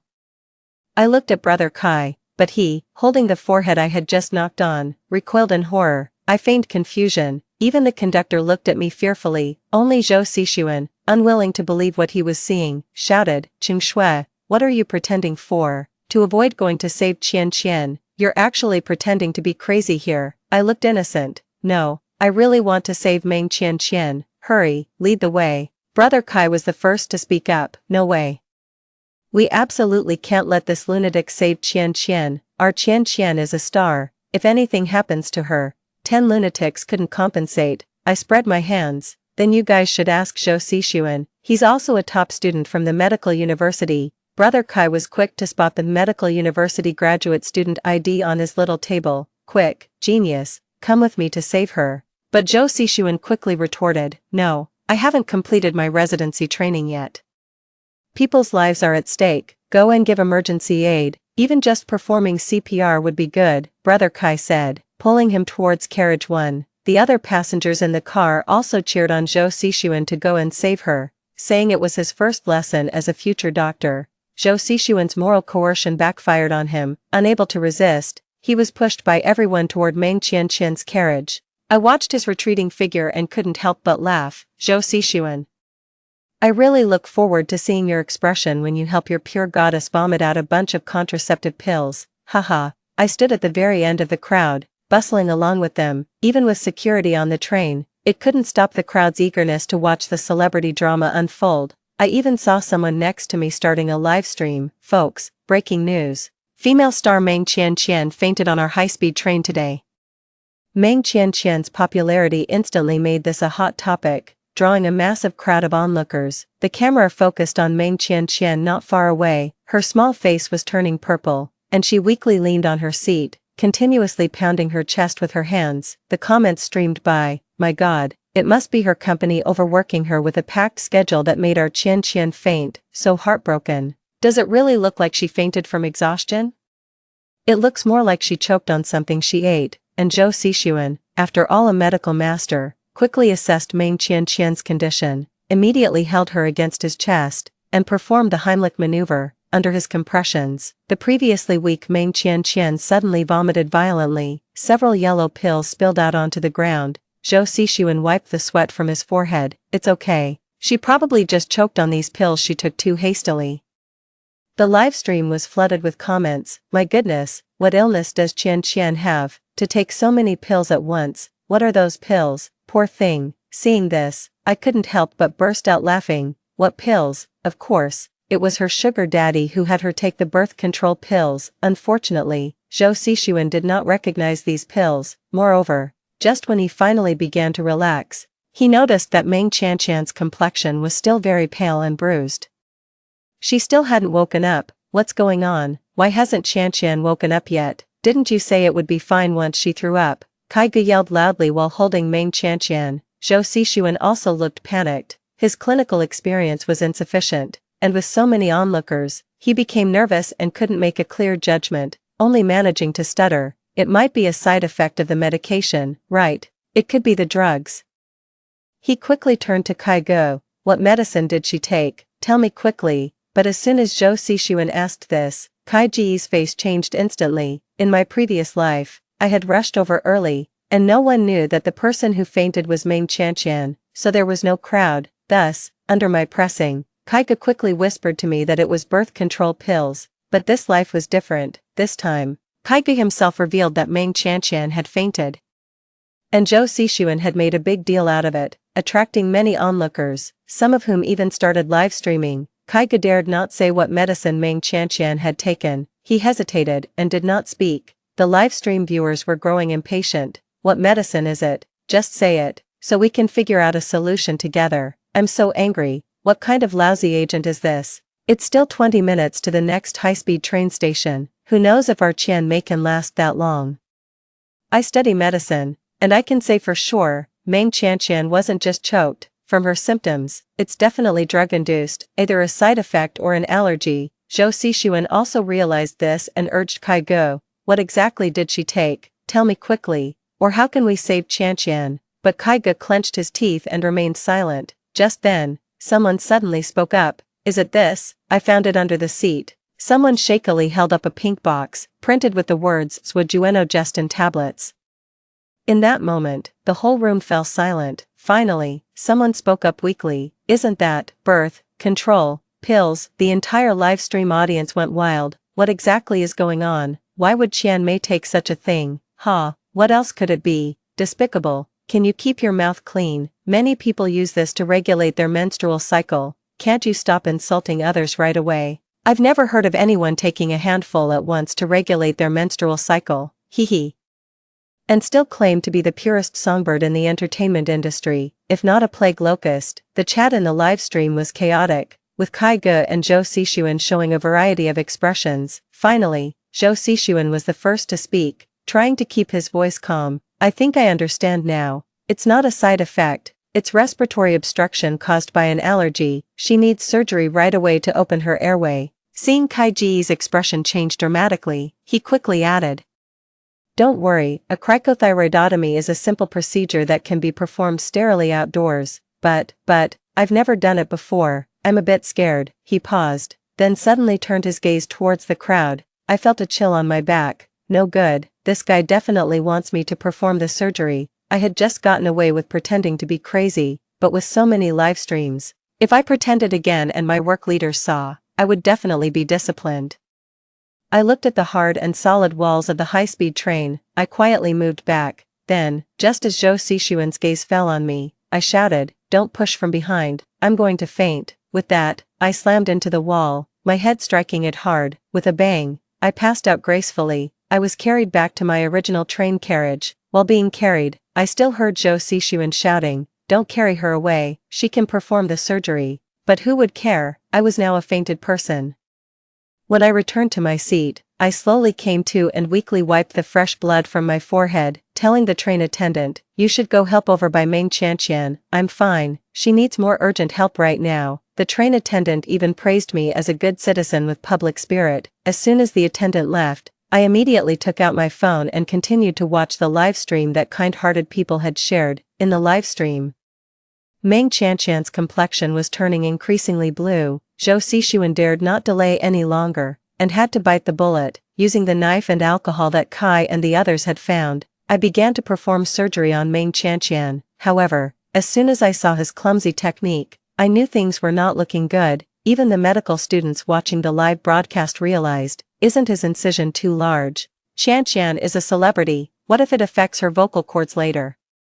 It seems like there's something wrong with the disinfection step. This could easily lead to an infection. Oh no, the stitches are all crooked, what if it scars? Will you guys up there just shut up? Saving a life is what matters, stop nitpicking. Exactly, if you think you can do better, then go ahead. Despite the chaos in the live broadcast, the scene was eerily quiet. It wasn't until Zhou Sixuan, drenched in cold sweat, finally finished the surgery that Kai burst out.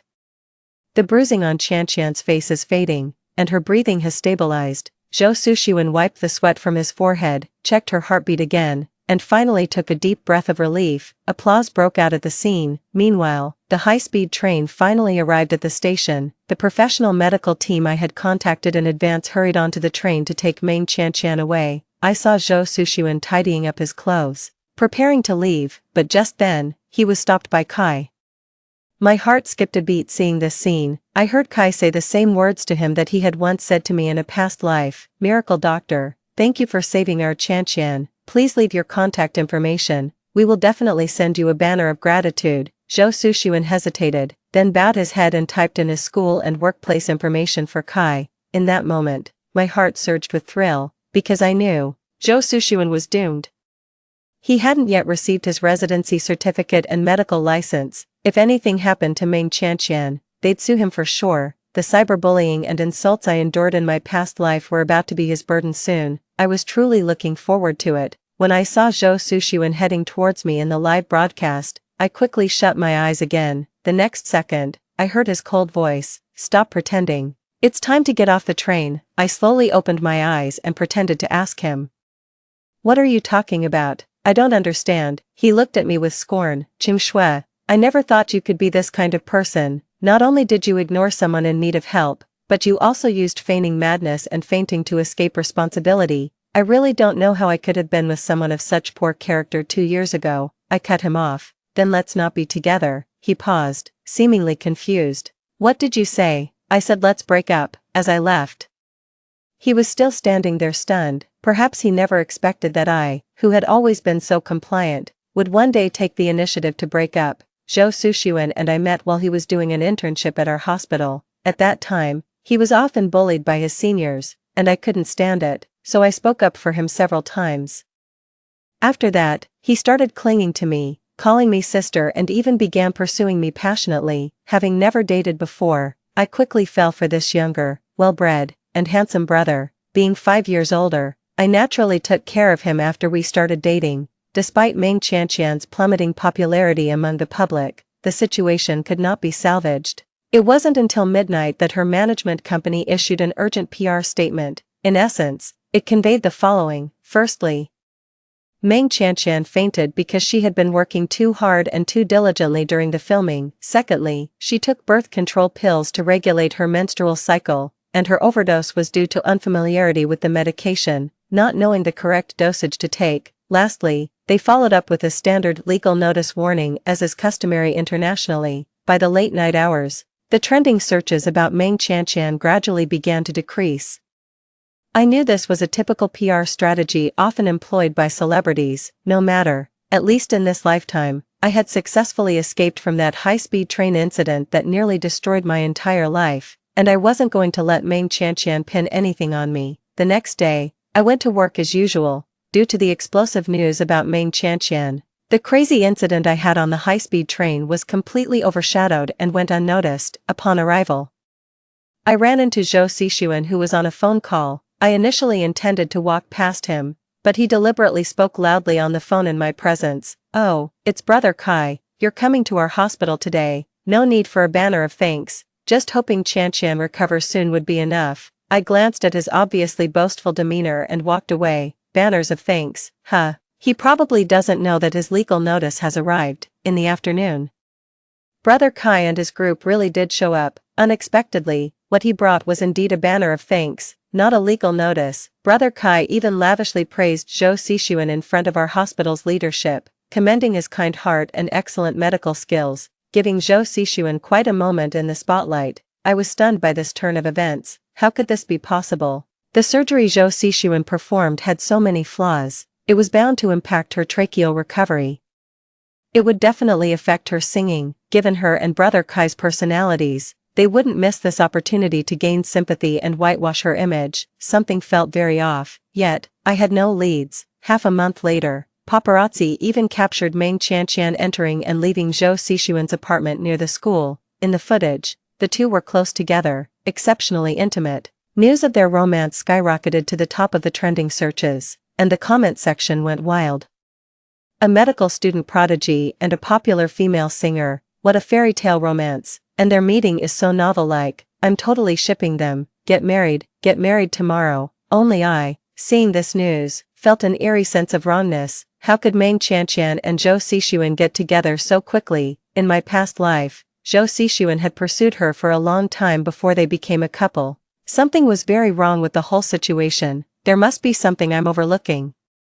Meng Qianqian must be plotting something with Zhou Xixuan, but what exactly? My eyes scanned the news about the apartment. I had lived in Zhou Xixuan's small apartment before, fearing the dangers of walking at night. I had even installed a surveillance camera on his front door. Even after we broke up, I hadn't gotten around to removing it, and it was still connected to my phone. I quickly opened the remote surveillance app and kept vigil whenever I could, fearing I might miss something important Meng Qianqian might say. Then one night, I finally caught Meng Qianqian. She was on the phone, entering the passcode lock. Brother Kai, your move was brilliant. I was about to send Zhou Xixuan a legal notice, but it's good that you noticed he has feelings for me. This way, not only can I give my child a nominal father, but I can also use this relationship to boost my popularity. When she said this, I was completely dumbfounded. My God. So Meng Qianqian was pregnant. That explains it. That's why she was so eager to be with Zhou Xixuan. She wanted him to take the fall. I was utterly shocked. Back in my previous life, when Zhou Xixuan and she got engaged, did he know about this? What a pity. For the first time, I regretted dying too early in my previous life and missing out on the dramatic turn of events when Zhou Xixuan became a happy father. Anyway, don't try to persuade me. I'm not going to have an abortion.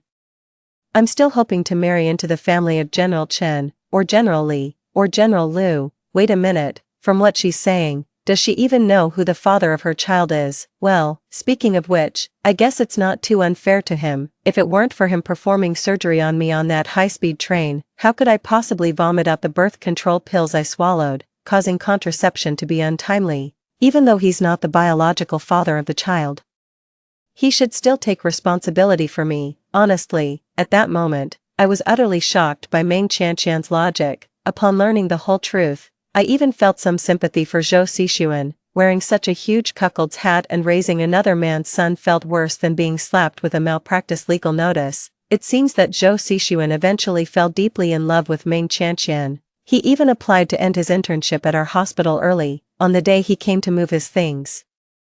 He made a point of seeing me one last time, dressed in a white shirt and black trousers, tall and undeniable. His appearance was still top-notch. He looked at me with a mocking gaze and casually dropped a bombshell. Chung Shui, I have some news that might hurt you. I crossed my arms and said, go on, I'm going to be a father, and it's twins. After saying that, he stared at me triumphantly, as if waiting for me to regret or even feel heartbroken, but I couldn't help but burst out laughing.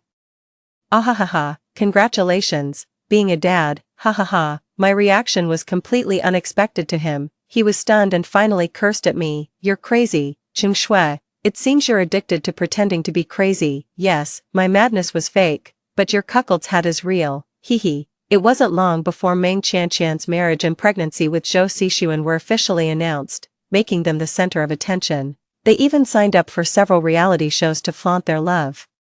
But just then, Perhaps due to Ming Qianqian's rivals, rumors of her past being kept by wealthy businessmen were dug up. Although there were no concrete photos, the stories were very convincing. Rumor had it that several of her endorsements fell through because of this. I was initially enjoying her misfortune. But I hadn't anticipated that Ming Qianqian and her agent would resort to their old tactics to manipulate fans and whitewash her image. That very night, a video of me acting foolish and crazy on the high-speed train was spread by marketing accounts. Ming Qianqian even started crying. I just found out that this lady is actually a surgeon at the city hospital. But why was she acting so crazy that day, if it's true? Is it legal and proper for someone who seems mentally unstable to hold such an important medical position? If it's fake, did she intentionally refuse to operate on me? I'm grateful that the accident led me to meet my current love, but I've always regretted not having the experienced Dr. Chung Shui operate on me. I might not have suffered from tracheal sequelae, and wouldn't have as much trouble singing as I do now. Her sob story instantly gained her a large following. Countless netizens cried for her and rallied to her defense, filling our hospital's complaints section with furious messages. Seeing this familiar pattern of cyberbullying, I couldn't help but laugh. Sorry, Ming Qianqian, you're still using the same old tricks, but I'm no longer the fool who let you bully me from my past life. Did you really think you were the only one with surveillance footage? I directly sent the surveillance video I had recorded of Ming Qianqian to her rivals anonymously. That night, the classic recording exploded on Weibo. Brother Kai, your move was brilliant. I wouldn't get an abortion. I want to keep the child. Maybe one day I could marry into General Chen or General Li's family with this child. Even though he's not the child's biological father, he should still take responsibility. Suddenly, not just me, but the entire nation was stunned by Ming Qianqian's logic. Everyone also knew about Zhou Xixuan being cuckolded. The evidence was irrefutable. Compared to my feigned madness and her adulterous pregnancy, what was that really? I even nonchalantly had a marketing account help me respond. Actually, I'm very healthy, and I really wanted to help Ms. Meng that day, but I had eaten mushrooms from Yunnan. Everyone knows what it's like to be poisoned by Yunnan mushrooms, right? I'm truly sorry. Those who saw my clarification expressed understanding. After all, Yunnan mushrooms are indeed very poisonous. My clarification hung on the trending list for only 10 minutes before it was quickly pushed down by other trending topics about Ming Qianqian. The recording came out, and her rivals unearthed even more dirt on her, like bullying newcomers, acting haughty, and tax evasion. In no time, all of Ming Qianqian's variety shows were cancelled, endorsements replaced, and she even faced a massive amount of compensation. That night, I received a message from Zhou Xixuan. Was it you who released the video?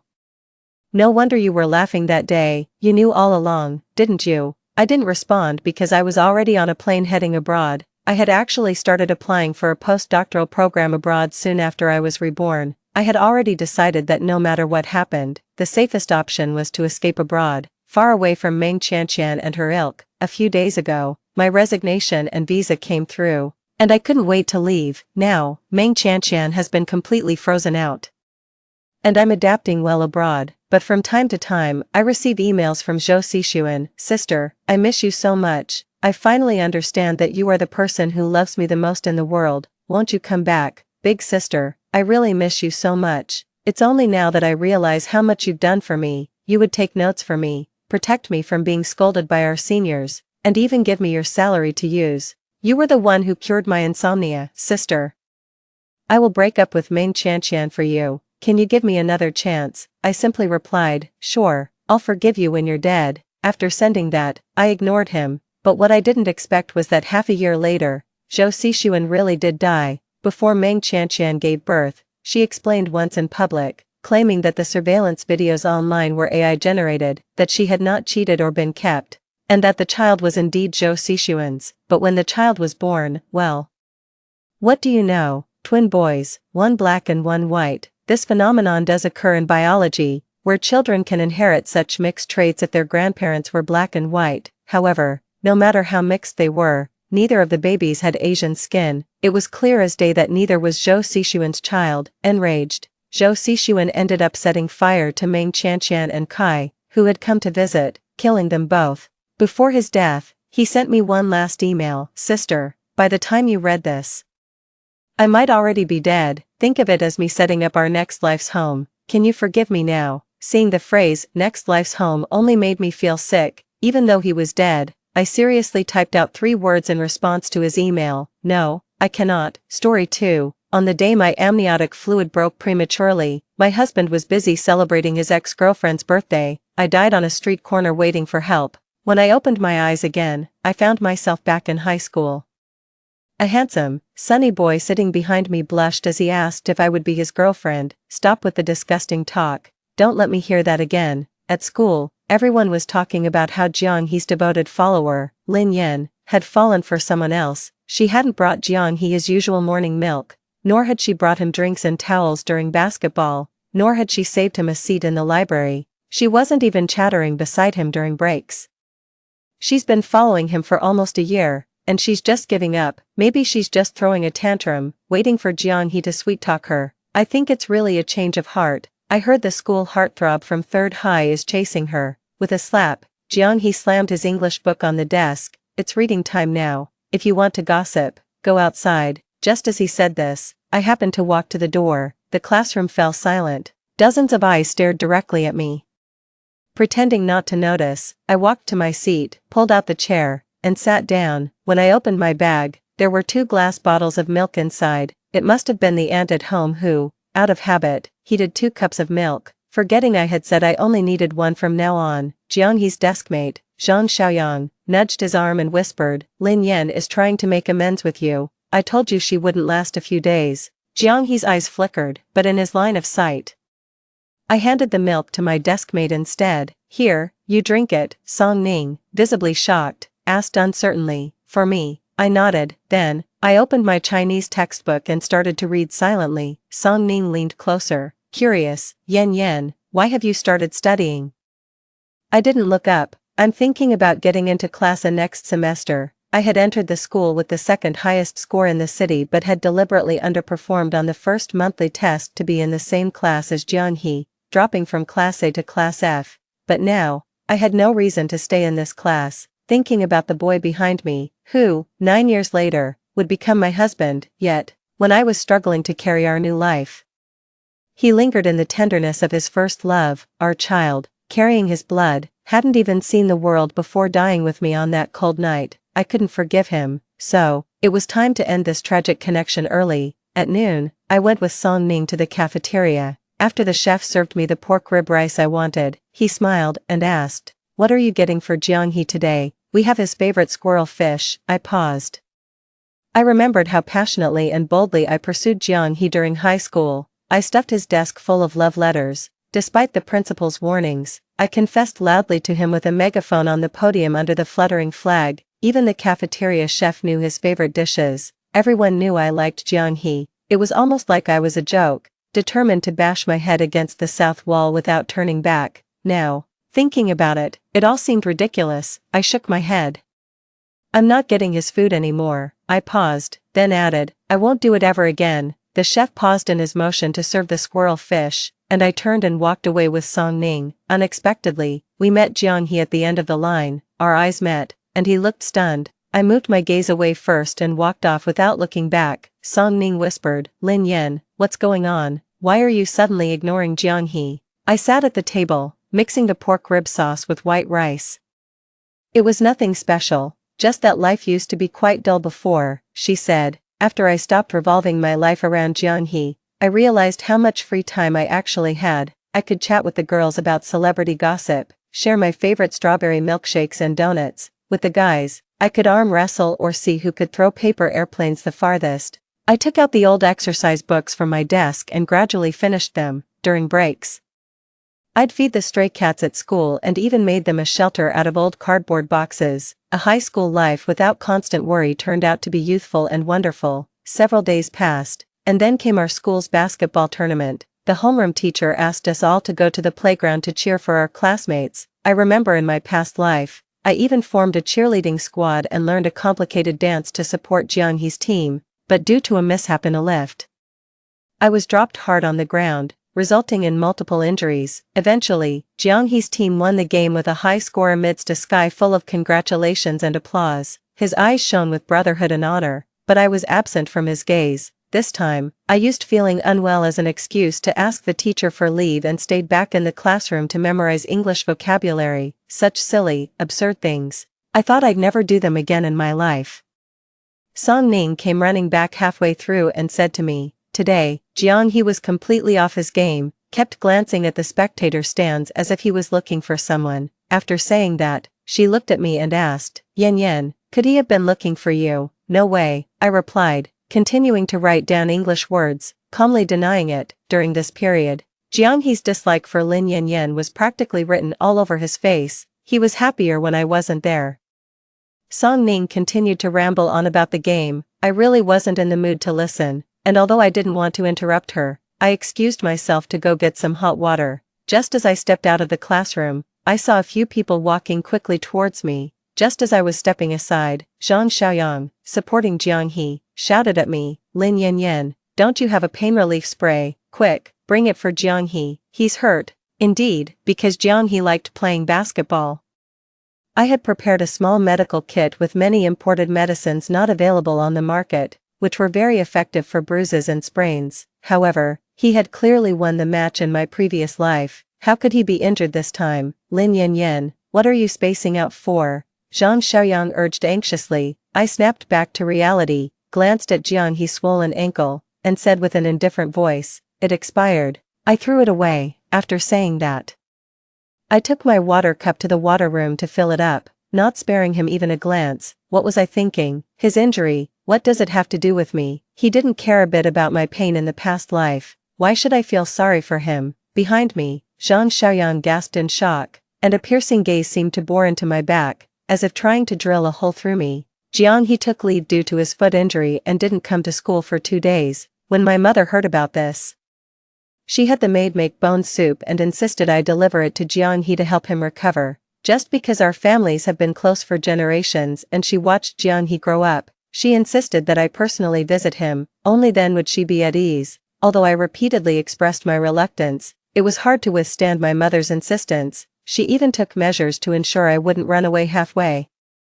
He also instructed the driver to make sure I was dropped off right at Jiang He's doorstep. So, there I was, holding a pot of chicken soup, heading to Jiang He's house. It was dusk, and the leaves of the plane trees rustled in the wind as I walked. Wrapping my thin coat tighter around me, I got out of the car and was greeted by the sight of a small, 3-story white building. The last rays of the sunset cast an irritating orange hue over it. It was all too familiar. As a child, I often ran over to his house, and we even lived together there for nearly 2 years. Every corner of this place was filled with memories of us, me, trying to comfort him through his heartbreak, and him, promising to treat me well for a lifetime, a promise I believed in. My heart felt like it was being torn apart, the pain making my whole body tremble. After a long while, I calmed down, opened the thermos, and the aromatic scent of bone broth wafted out.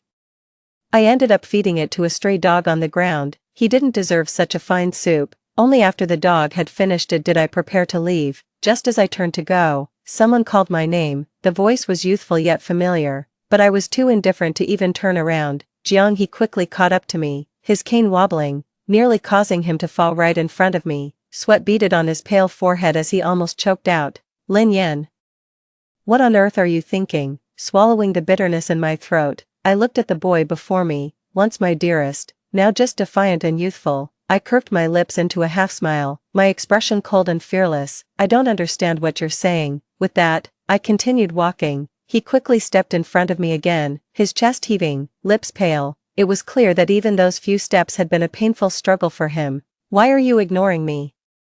Jiang He's eyes were desperate for answers, but he couldn't read my face. Then, pointing to the ground where the food container lay, he continued, "Wasn't that bone soup for me? Why would you feed it to a dog? You used to insist on visiting me at home, and now you won't even come up. I've been hurt for days, and you haven't shown any concern. Isn't this better?" I cut him off coldly. "After all, you find me annoying."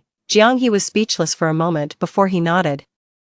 "Yes, I don't like you pestering me. I'm happier when you stay away from me." He stared at me, a sneer forming. "Lin Yan, you better not be playing some twisted game. You know I hate that game." I couldn't blame Jiang He for thinking that way. In my past life, I did many foolish things to catch his attention. Although he eventually became my husband, I never truly won his heart and even met a tragic end on the streets, so, in this life, I won't waste any more time or emotions on him. You think too highly of yourself. I don't have time to play games with you. My voice was flat, emotionless. The bone soup was my mother's idea. She insisted the driver bring it. You know how she is. Just pretend you've already had it, and don't bother me. Jiang He's look was one of disbelief. You think I'm a dog? I shrugged. If that's what you think, I can't help it. Without giving him a chance to argue, I walked away. Seeing him every day at school was already enough torture. Now, I just wanted to disappear. But just a few steps later, the thermos suddenly arced through the air and crashed to the ground with a bang. Then came Jiang He's furious voice. I sure as hell don't need your damn soup. Since the soup incident, Jiang He and I had not spoken a word to each other. I'd decided to no longer be involved with anything related to him, instead of desperately trying to win his favor. I've shifted all my focus to my studies, aiming to return to Class A as soon as possible.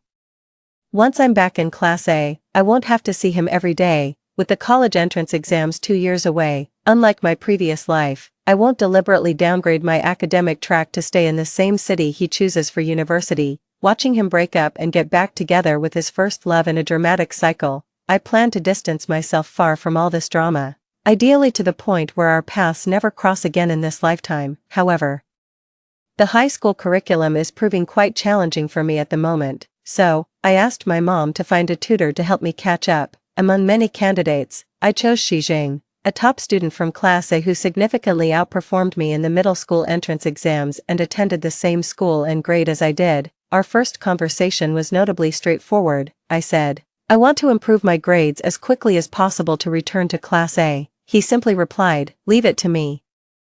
I began to spend more time with Xijing, accumulating questions about problems I couldn't solve and then visiting him during breaks to discuss them. We even started to meet at a nearby fast food restaurant after school to work through questions together. Over time, new rumors began to swirl at our school. People said that I had stopped obsessing over Jiang He because I had shifted my affection towards Xijing, using my studies as an excuse to harass this academic achiever, which they found repulsive. Xijing's fan club, particularly the girls, were not pleased. One day after school, they cornered me behind the academic building. Lin Yan, stay away from Xijing. Someone from Class F like you doesn't deserve to be around him, said a girl with a buzz cut, muscular build, and taller than me, likely a shot put specialist from Class C. The 3 girls with her, though not as tall, looked just as menacing. They quickly formed a circle, trapping me in the middle.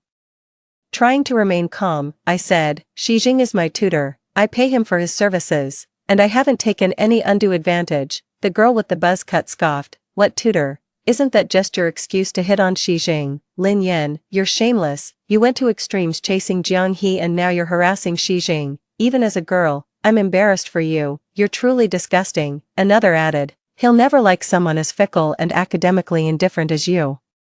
Xijing is a good student. If his grades drop because of you and it affects his college entrance, can you bear the responsibility? I was speechless. Yes, I admit I was a bit of a romantic fool before, but I've since reformed and am focused on my studies. Why does helping me with a few questions upset them so much, especially when I'm paying for his help? Enough talking. The buzzcut girl lost her patience and stepped forward, bumping into me with her chest, pushing me back several steps.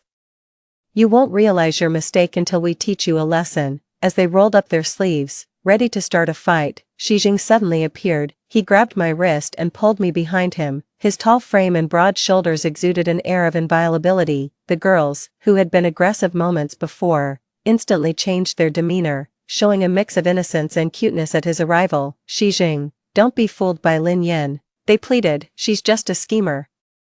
Couldn't chase after Jiang He so now she's bothering you, they said, we're just looking out for you. She's a poor student from Class F. What if she affects your studies? She just wants to date you, unlike us, who truly care for you. While they called me a schemer, they continued to gossip. At that moment, someone nearby spoke up, Lin Yan is my sugar daddy, they declared loudly, leaving even me momentarily stunned. Xijing confidently put his arm around my shoulders and announced, I rely on her for my livelihood. Anyone who tries to cut off my financial support will have to deal with me. After his bold declaration, he quickly pulled me away amidst the shocked stares of everyone around us. Finally, we stepped out of the school. He held my shoulder, turning me around to check from head to toe. Did you lose out on anything? He asked. I shook my head. He sighed in relief. That's good, I'll handle those people. They won't bully you anymore, You won't stop me from tutoring you because of this, will you? I can safely say no one could teach you better than I do. Seeing my silence, he grew anxious. I'll take over your duties too. I'll even fetch hot water for you until you graduate. From now on, you're my boss, he said, looking down, his scent of cedar filling the air. Is that okay, Lin Yan? I found him amusing and nodded my head. Honestly, Xijing really has a knack for explaining things, and I'd probably struggle with a new tutor. His expression relaxed. From now on, when I come to your class, if they have to say something, let them talk about me. The next day during the big class break, Xijing showed up in my class as arranged. Class A students are academically excellent and proud, usually disdainful of mixing with Class F students. His arrival instantly caused a sensation in the class. Under the gaze of dozens of eyes, Xijing confidently walked up to me, casually took the pen from my hand, glanced at the math problem I couldn't solve, and quickly jotted down the solution on a scrap paper. I admiringly gave him a thumbs up. A true genius indeed. Behind me, Zhang Xiaoyang nudged Jiang He's arm and whispered.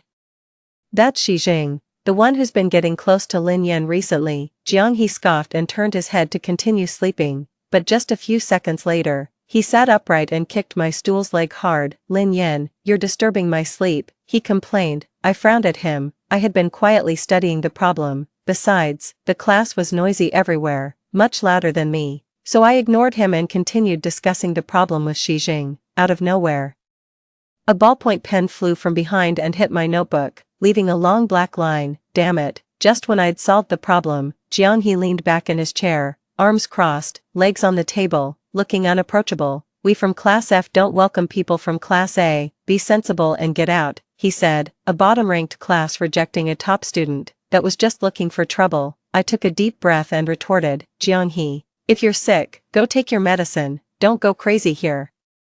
Jiang He's face darkened completely, his eyes fixed on me fiercely. Zhang Xiaoyang and Song Ning were so frightened that they gasped for air. I glared at him, turned my head, and began to tidy up the books on the table. Xijing, let's go to the rooftop and ignore the lunatic. After saying that, I grabbed Xijing's hand and walked out. The noisy classroom suddenly fell silent, and all eyes were on us. Behind me, Zhang Xiaoyang muttered softly, damn, is she really with Xijing? Jiang He was silent. Due to Jiang He's disturbance, the long break was almost over. I made plans with Xijing to meet at the milk tea shop after school to study together. However, when I packed my bag and was ready to leave in the evening, Jiang He appeared at the classroom door. Considering his behavior during the day, I didn't want to waste words and planned to ignore him and leave, but he blocked my way. I heard you want to get into Class A. I was a bit impatient. Yes, what about it? I'll find you a tutor, he said, staring down at me. The best one. I don't need it. Xijing is enough for me. Jiang He's face turned ugly, and he gritted out a few words. What does he know? Anyway, he knows more than you. I pushed past him and walked away without looking back. 6. Under Xijing's guidance, my academic performance improved by leaps and bounds. I achieved good results in several quizzes. However, I was still some distance away from returning to Class A. One day, when I was writing a physics test paper, Song Ning rushed in from outside, holding a bag of snacks. I heard that a transfer student will come to our class later. I paused my pen, calculating the time she should be coming. The class bell rang. Just like in my previous life, Jiang He carried her into the classroom on his back. On her way to report to Class F, she got lost. When she passed by the basketball court, she was hit on the leg by Jiang He's basketball. I looked at Bai Jinjin's face. To be honest, she wasn't really good looking. Her eyes weren't big, her nose wasn't straight, her skin wasn't fair, and she wasn't very smart. She was thin and small, barely considered delicate, yet, such a person could make Jiang He defy his parents' orders and even go on a hunger strike to protest, just to make her his girlfriend. I almost witnessed the entire process of their relationship, from being affectionate to breaking up, getting back together, and finally breaking up again. In fact, I kind of took advantage of the situation. At that time, Jiang He was deeply hurt. He got drunk every day, looking haggard. I just accompanied him. I drank with him, smoked with him, and stayed with him when he couldn't sleep. I cried when he cried and laughed when he laughed, just like that. After getting drunk one time, he pinned me down on the bed. When he woke up, he was dazed for a while. and then he said he wanted to marry me. I laughed until I cried. I thought that all deep affection would not be let down. Who knew that when I was 7 months pregnant, these two people went on a date behind my back? I was just a side note in their magnificent love story. Bai Jinjin's seat was arranged in front of mine. Jiang He carried her carefully and placed her on the seat. She looked up, her cheeks slightly red, and whispered a thank you. Jiang He shook his head and said it was nothing. My heart felt bitter. I quickly lowered my head, and tears welled up in my eyes, almost falling. In my previous life, I was arrogant and never regarded the ordinary Bai Jinjin as a rival, but this time, I really wanted to escape. After school, Xijing came to me. Boss, your favorite strawberry milkshake. It's funny to say, although Xijing is my tutor, I should be the one providing him with good food and drink, but he always buys me all kinds of delicious food. He claims that it's for a good balance between work and rest, which can improve learning efficiency. I shook my head. Xijing, I want to drink. So the two of us went to the night market behind the school and ordered beer and skewers. Since I decided to study hard, every time I met Xijing, we were doing exercises. It was rare to come out and relax. During the meal, neither of us spoke. He was wolfing down skewers, and I was gulping down beer. After eating and drinking my fill, I was so dizzy that I could barely stand.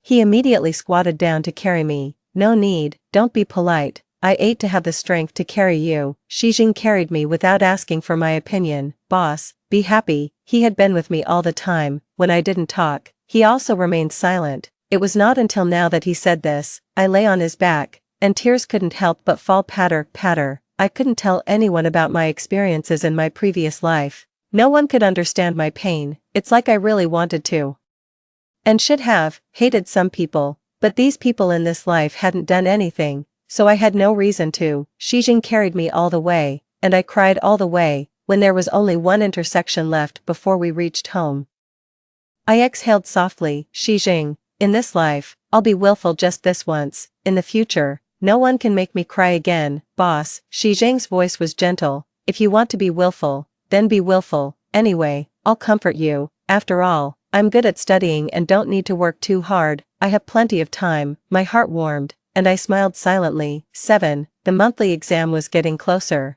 I started to study even harder, hoping to be transferred to Class A as soon as possible.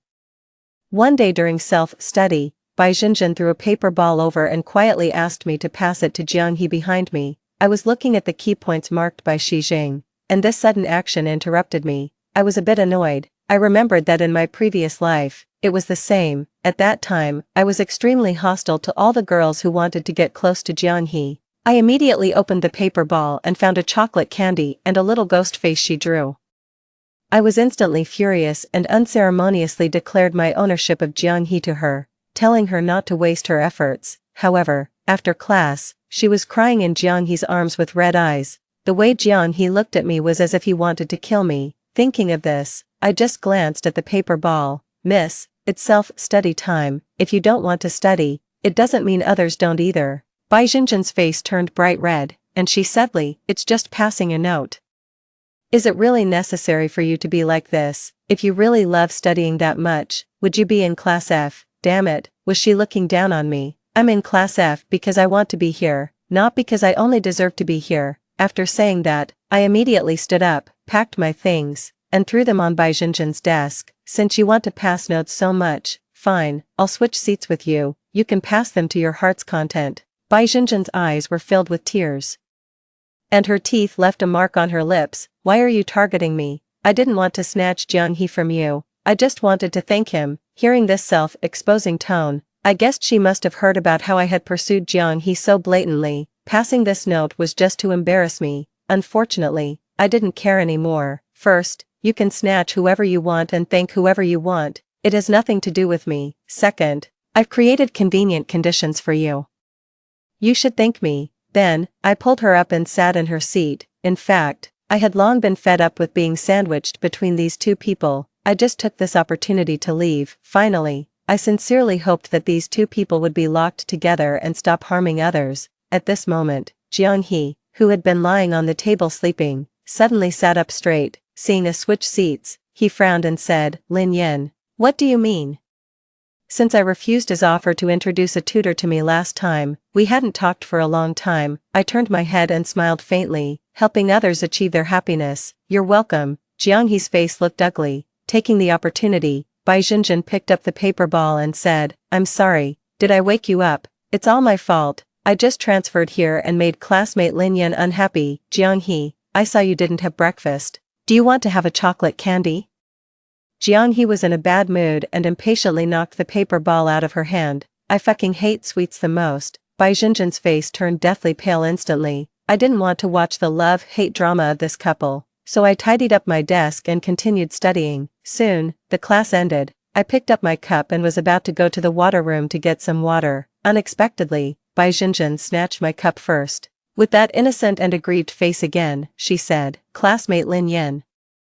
I'm sorry, I said the wrong thing during self-study. Let me get water for you. Will you forgive me? No need. If you don't let me get water for you, does it mean you still don't want to forgive me? Do you really hate me that much? My temples were throbbing. It was really tiring to talk to this person. I just want to be friends with classmate Lin Yan. She continued talking to herself and shook the cup in her hand. Don't worry. I'll be quick. Then, without waiting for my reply, she ran out in a flash. Song Ning was also stunned. Is she okay? I shrugged, indicating that I didn't understand. About 5 minutes later, Bai Jinjin came in with hot water. Classmate Lin Yan, here you are. I reached out to take it, but she let go in advance and deliberately tilted the cup towards herself. The steaming hot water gushed out and almost all poured onto her hand. Bai Jinjin cried out in pain. Classmate Lin Yan, I just wanted to be friends with you. Why can't you forgive me?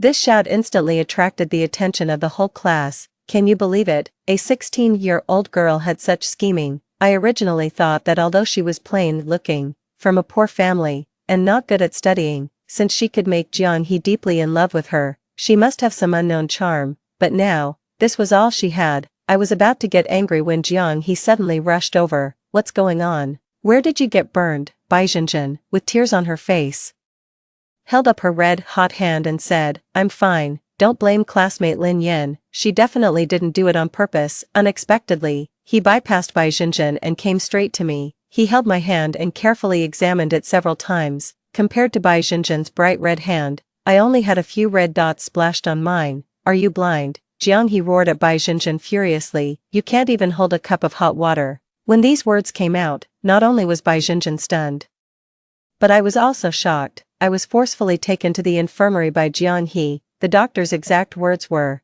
if you came any later, the wound would have already healed. Jiang He coughed softly and looked away. On the way back, we walked one in front of the other, not talking to each other. When we were almost at the classroom, the person behind suddenly spoke. Lin Yan, switch the seats back. Why switch back? There was a long silence. When we were almost at the door, he said, I take back what I said about hating you before. After a pause, he added, the day after tomorrow is my birthday. The whole class will be there. Will you come? 8. It was on Jiang He's birthday that I found out I was pregnant. The reason was that I, who usually slept little, suddenly became sleepy and gluttonous. A friend sent me a pregnancy test stick. I tried it, and sure enough, 2 lines appeared. To make sure, I also went to the hospital for an examination.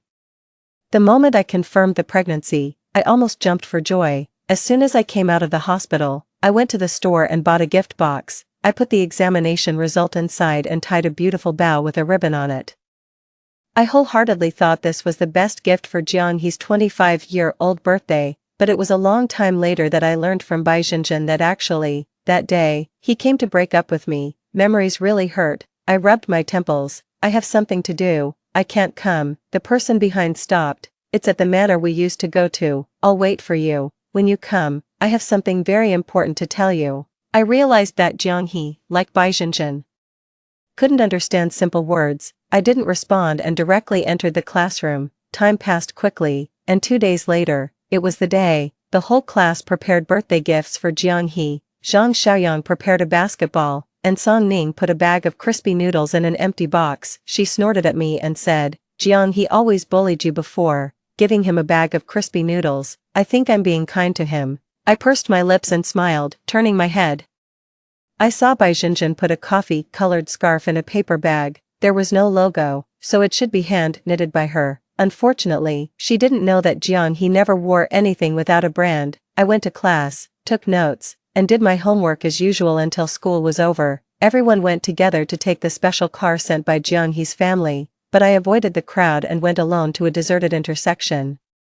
I took out a paper, folded airplane from my pocket and burned it with a lighter. In this life, I cut my losses in time, stayed away from scumbags and bitches, and lived my own life well. I'm living a good life now, and my future should be good too. The only thing I feel sorry for is the unborn child. The fire quickly devoured the paper airplane. I thought that if I ever had the chance to fall in love and get married in this life, you could come to be my child again. I'm stronger now, this time. I will definitely protect you well. I went home, curled up in the quilt, and read a book. Outside, it started to rain heavily. At 12 o'clock, Jiang he called me. I directly turned off my phone. In the middle of the night, my mom came to wake me up, saying that Jiang he was in the yard. I looked at the clock on the wall. It was 3 o'clock in the morning. The rain outside still hadn't stopped. I went out. He was standing in the drizzle. His hair was sticking to his face, and his eyes were also covered with a layer of moisture. The first thing he said when he saw me was, "Why didn't you come?" I held an umbrella, standing about 5 or 6 steps away. I didn't want to go any closer. The umbrella was small, and I really didn't want to share it with him. I never said I would go. Jiang he closed his eyes, took a deep breath, and said, "Forget it, it doesn't matter." Opening his eyes, he went to the car to get the cake and then brought it to me. "Waiting for you to blow out the candles." I didn't move. Rainwater dripped down from his hair tips, and his lips were frozen purple, but I didn't feel the slightest bit of pity. Our eyes met. In my cold eyes, he flattened the corners of his mouth, sighed, and said, "Lin Yan, can I admit defeat? Please, have mercy on me. Talk to me and don't look at me like this." My eyes fell on the cake in his hand. In the past, when it was his birthday, I was the busiest one. I had to pick a gift, make a cake by hand, write a greeting card, and decorate the venue. I didn't ask for anything in return, nor did I expect to blow out the candles with him. I just hoped he would be happy. I didn't know why Jiang he's attitude suddenly changed in this life and he started to care about me, but belated affection is cheaper than grass. I didn't care anymore. "Jiang he, do you understand? I don't like you anymore. Not only that, I don't even want to be friends with you." As soon as these words came out, Jiang he was completely stunned. What did you say?" I switched seats with Bai Jinjin because I wanted to stay away from you. "I'm trying to get into class A also to stay away from you. I used to like you, which might have troubled you. I know I was wrong, and I've changed." Jiang he shook his head vigorously. "No, it's not like that, Lin Yan. I like you. From the moment you ignored me, I knew I was wrong. I wanted you to come to my birthday party because I wanted to confess to you. I prepared flowers, fireworks, and a 3,000-word confession letter. It's too late, or maybe I'm just too vengeful. Once I've been hurt, I'll remember it. Jiang he, that's it. In the future, don't come to me again. The bond between us ends right here." The rain hit the umbrella, making a loud clatter. I turned around and walked back to the house without a second thought. This time, I was really stingy.